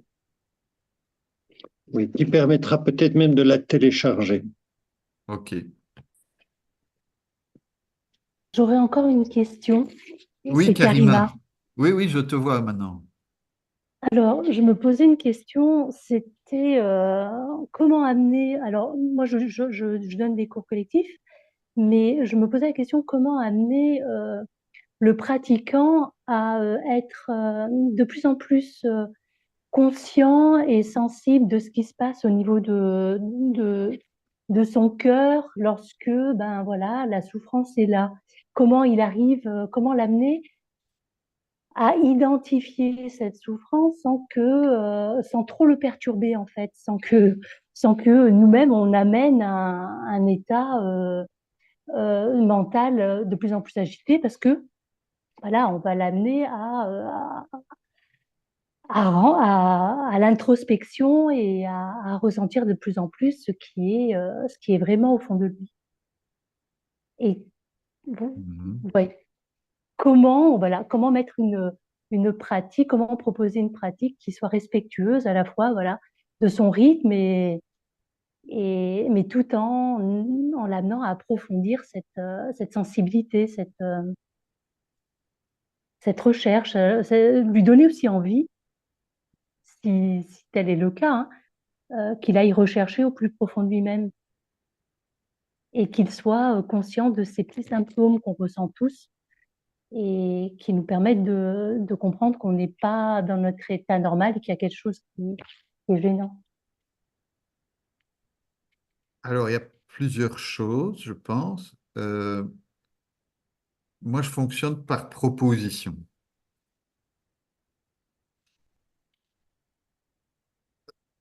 Parce que si on dit vous devez faire ceci, faire cela, je trouve ça que c'est une violence. Et que comme les personnes ne sont pas toujours prêtes, mais si tu leur proposes, elles peuvent ne pas prendre. Et si elles ne prennent pas, c'est parce qu'elles ne sont pas prêtes à ce moment-là. Enfin, voilà. Et donc, c'est une façon de respecter. Parce qu'en cours collectif, on a des personnes, ben, Ouais. ça va, on va dire, je sais pas, hein, de 18 à 88 ans. euh, avec tous les états physiques possibles et imaginables, et c'est pas toujours les plus vieux, les plus mal en point. Euh, Au niveau psychologique, pareil, on a des gens qui vont bien, on a des gens qui vont mal, etc. Et donc, quand je propose de faire un voyage intérieur, ben, je viens de le dire, en fait, je me suis trahi déjà, je propose. Je ne dis pas faites ceci, faites cela. Je dis voilà, si ça vous intéresse, vous pouvez faire tel type de méditation ou visualiser ceci, ou etc. Je n'impose jamais rien. Et je pense que c'est important de respecter de respecter ça. Parce qu'en plus, dans un cours collectif, euh, c'est plus difficile de savoir quel est l'impact de ce que l'on fait, parce que c'est pas toujours possible de parler avec tout le monde après le cours. Parfois, il y a beaucoup de monde dans un cours collectif. Puis il y a des gens qui n'ont pas envie de parler, mais qui repartent, qui pourraient repartir avec un fardeau pire que quand ils sont arrivés. Euh, donc il faut faire très attention, je trouve. Et donc voilà, je propose. C'est la façon dont je fais. Voilà, si ça vous intéresse. Puis j'essaye quand même d'observer aussi ce que ça donne comme résultat. Je pose des questions de manière globale ou après, au groupe. Mhm. Et en fonction de ça, et en fonction du groupe, parce que chaque groupe est différent, en fonction du groupe et de chaque personne, je modifie. Il se peut même parfois que je ne propose pas quelque chose parce que je sais que ça va être trop dur pour une personne. À certains moments, je me dis, tiens, j'ai envie de proposer ça au groupe. Et puis, je connais la situation d'une des personnes dans la salle et je sais que c'est pas vraiment pas du tout le moment pour elle. Eh bien, voilà, ils ont choisi de venir en groupe. Il n'y a personne qui aura cet aspect-là ce jour-là, mais c'est reporté, hein, c'est reporté dans une semaine ou dans un mois ou dans un an, mais D'accord. ça reviendra plus tard. Voilà. Mhm. Oui, Karima, je sens que tu as D'accord. encore une question, j'entends. Non, non, non, Non? ça, Ça va? non, non, merci.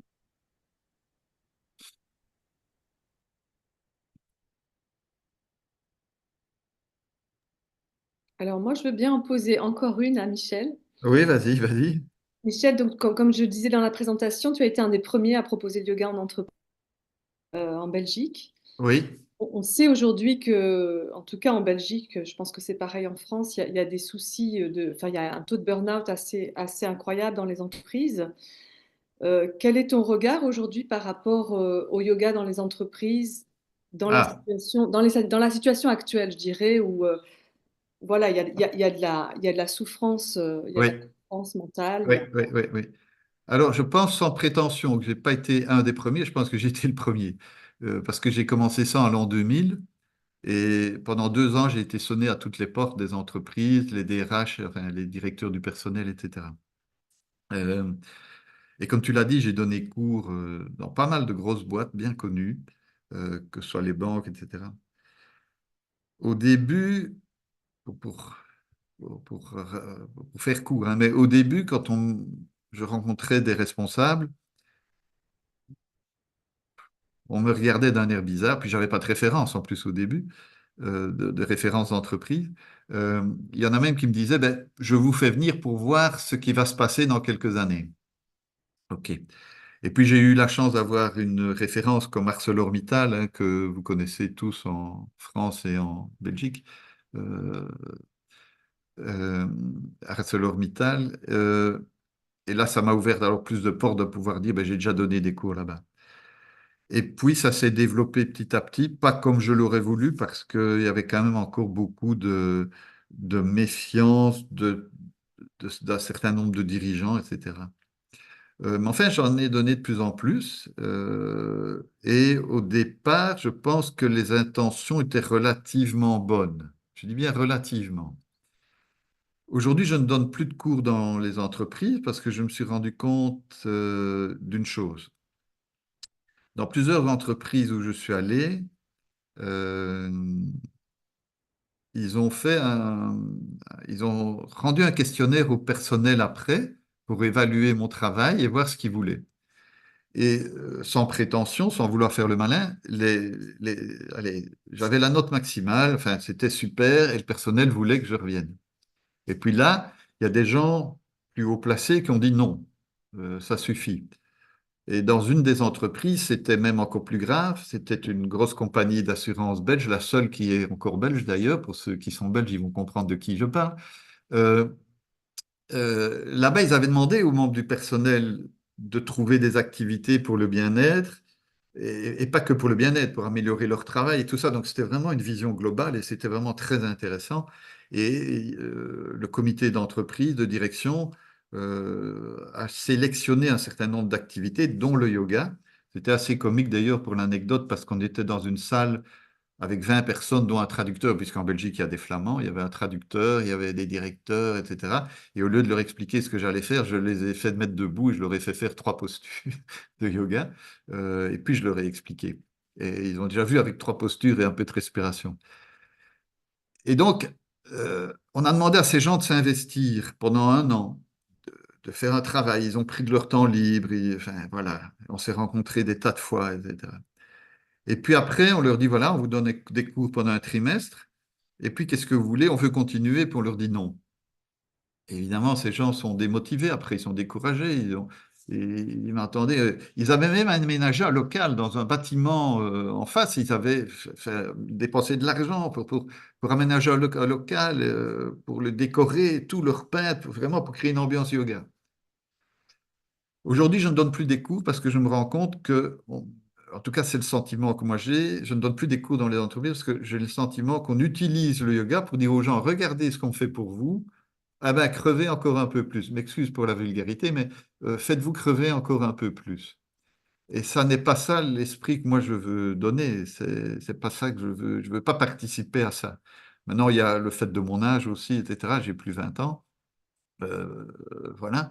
Mais j'ai le sentiment que le yoga n'est plus très bien utilisé dans les entreprises. C'est utilisé comme comme un des autres moyens, hein, les nombreux moyens qu'on a pour faire pression sur le personnel. C'est mon analyse, hein, je ne dis pas elle est juste. Alors je pense, oui, le burn-out, il y en a de plus en plus. Il y a 25 ans, je disais déjà, mais on dépense plus d'argent en Europe pour le burn-out que pour le chômage. Il y a 25 ans, c'était déjà comme ça, et aujourd'hui, ça a empiré. Euh, En Belgique, il y a plus de 500 000 personnes. Pour les Français, on est 11 millions hein, en Belgique, enfants compris, vieillards compris. Il y a plus de 500 000 personnes qui sont en incapacité de longue durée. C'est quand même interpellant. Alors bien sûr, il y a des personnes qui trichent avec le système, etc. Mais c'est quand même interpellant de voir qu'il y a autant de personnes qui vont mal. On est dans une société qui a tout pour aller bien, en apparence en tout cas, hein, au niveau matériel, on a accès à tout ce qu'on veut, etc. Et on va plus mal que les gens qui vivent dans le fond de la jungle. Il y a quelque chose d'interpellant. Euh, un des facteurs qui produit ça, c'est qu'aujourd'hui, c'est l'argent qui domine. J'ai une personne, une jeune femme de ma famille, elle travaille dans une maison de repos. Et ça fait 20 ans qu'elle travaille là, elle est heureuse et tout. Ils ont réussi à créer une ambiance, à bien traiter. Et la maison de repos a été revendue à des investisseurs et elle est partie, quoi. Parce que c'est plus que l'argent et on a tout changé, le règlement de travail, les horaires de travail. Donc même le personnel doit venir 2 fois sur la journée, doit rentrer chez lui, revenir. Enfin, c'est l'argent qui conduit le monde. Voilà. Euh, Maintenant, il faut pas désespérer, hein. Je pense qu'à un moment donné, le système est en train de mourir, je pense. Et je dis ça sans être négatif. J'analyse, j'essaye d'analyser froidement. Je pense que le système est en train de mourir et que quelque chose d'autre va naître. Quoi, je n'en sais rien. Mais on peut plus continuer comme ça. C'est la course, la course effrénée. Il faut toujours aller plus vite.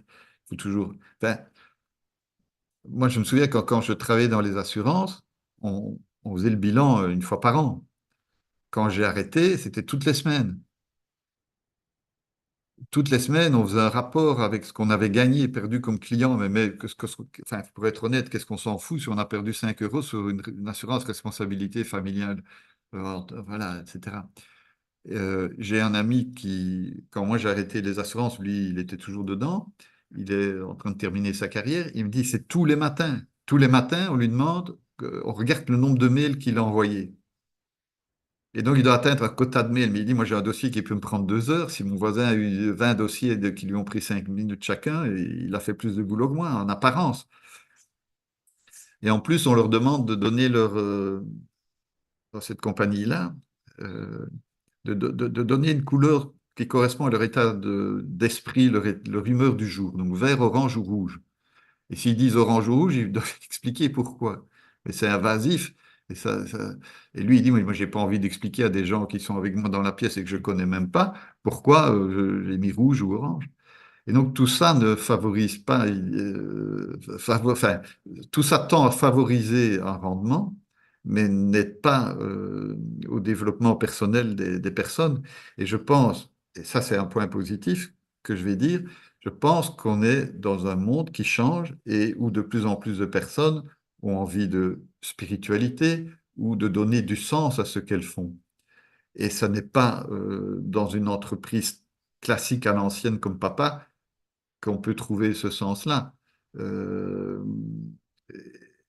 et c'est la raison pour laquelle il y a, je pense, autant de burn-out. Il n'y a pas que le fait de courir. Maintenant, ce n'est pas lié qu'à l'entreprise non plus, il faut être honnête, le burn-out. C'est lié aussi à notre mode de vie, c'est-à-dire qu'on fait plein de choses, on court tout le temps et on doit tout faire, on doit assumer tout, être un parfait employé, un parfait père de famille ou une mère de famille, un parfait ami, on doit se cultiver, on doit faire ceci. Il y a des tas d'injonctions euh, qui font que. Il y a un siècle, les gens travaillaient 14 heures par jour et puis ils dormaient. C'était à peu près tout. Aujourd'hui, on dort moins qu'à l'époque et on court dans tous les sens. Donc ça participe aussi au burn-out. Il n'y a pas que la vie en entreprise. Et par rapport à la vie en entreprise, et puis je m'arrêterai parce qu'on peut en parler pendant des heures, il y a des...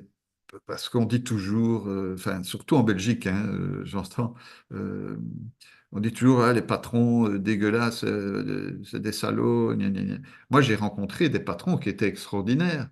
J'ai rencontré des patrons qui faisaient des réunions dans les bois, qui faisaient venir des intervenants pour parler. Moi, j'ai été parler des Yamani Yama au Grand-Duché de Luxembourg, chez RTL TVI. Vous imaginez? J'ai eu un patron qui m'a dit, viens parler de ça ici. Enfin, il me tutoyait pas, je ne le connaissais pas, mais venez parler de ça à mon personnel. Voilà, c'était à une équipe.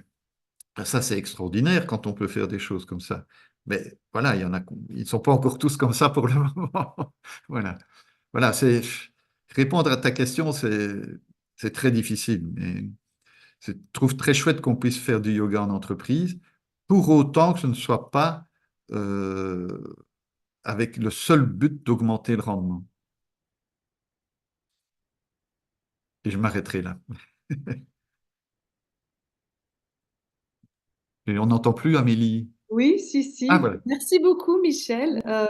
Alors, il y a des gens qui sont partis, qui te remerciaient qui disaient que c'était très intéressant. Donc, voilà, dans le chat, il y a eu plusieurs personnes qui ont écrit ça. Ah oui, Je merci. remercier aussi les organisateurs, donc l'Union européenne de yoga, la Fédération belge d'hébertisme et de yoga, la section yoga, et toi-même. Et donc, Merci. on aurait encore le temps pour une question. Il y Alors, avait combien de personnes en tout? donc 25 Oui, participantes et participants. oui, oui. Voilà, merci beaucoup pour tout ce partage et cette connaissance. Voilà, merci pour l'organisation à l'Union européenne de yoga. Voilà, je pense que tout le monde veut clôturer. Je vois des merci, merci. Donc, je vais Oui, clôturer d'accord. en résumant, enfin, en disant ce que moi j'en ai retenu, c'est que déjà dans les Yoga Sutras, c'est vraiment très, très riche par rapport, tu l'as dit, Michel, par rapport à des choses qui sont dites aujourd'hui par des psychologues ou des psychothérapeutes ou des psychanalystes. On peut trouver beaucoup de choses dans les Yoga Sutras qui rejoignent des connaissances en psychologie et sur le cerveau. Et l'important dans le cas de la santé mentale, de se rendre compte très clairement de ce qui nous fait souffrir, en fait, de ce niveau de conscience pour pouvoir ensuite agir et l'importance d'être accompagné quand on ne s'en rend pas compte par une personne qui fait du yoga, par exemple, et qui l'enseigne, qui le transmet, mais aussi, comme on l'a dit, par des thérapeutes, évidemment. Voilà, merci beaucoup. Merci aussi pour Si tu votre veux écoute. ajouter quelque chose, je te laisse la parole et je te laisse clôturer Non, peut-être. non, non, c'était un plaisir de partager ça avec vous. Il y a tellement à dire sur le sujet qu'on pourrait en parler une semaine.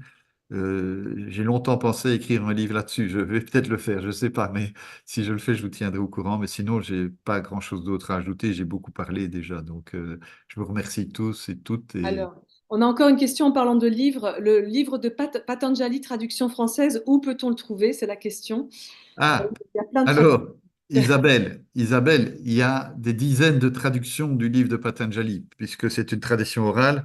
Il n'y a pas eu de livre jusqu'à il y a quelques dizaines d'années, mais maintenant on en trouve un peu partout. Alors, il y a des bonnes traductions et des moins bonnes traductions. Euh, je n'ai rien à y gagner parce que moi je ne gagne rien, mais vous en trouverez sur mon site internet www.yogaliège en un mot et sans accent.be. La meilleure traduction, c'est impossible à dire. C'est celle qui vous parlera. Voilà. Mais sinon, renseignez-vous auprès de vos professeurs. Je pense que c'est le mieux à faire parce que sur mon site, j'en mets une ou deux, mais il y en a des dizaines et il y en a de très bonnes et d'autres pas bonnes du tout. Voilà. Voilà. Merci à vous toutes et tous pour votre participation active.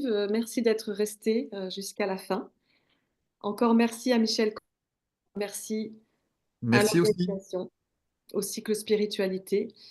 Je ne sais pas quelle est la prochaine conférence dans le cycle spiritualité, mais vous le trouverez peut-être que Karine peut le dire en anglais. Karine, what is the next conference in French? You know? Oh, good question. Let me just uh, check very quickly. On the 25th of April. Donc le So 25 there's a, avril. Oui. it's going to be Jean-Michel Christmas, and the theme is Abhyas and Vairagya. Abhyasa Vairagya. Super. Thank you, Karine. Thank you very much.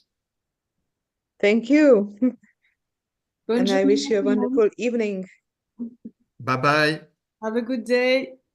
You Bye too. bye. Au revoir. Au Au revoir, revoir. tout le monde. Merci, au revoir.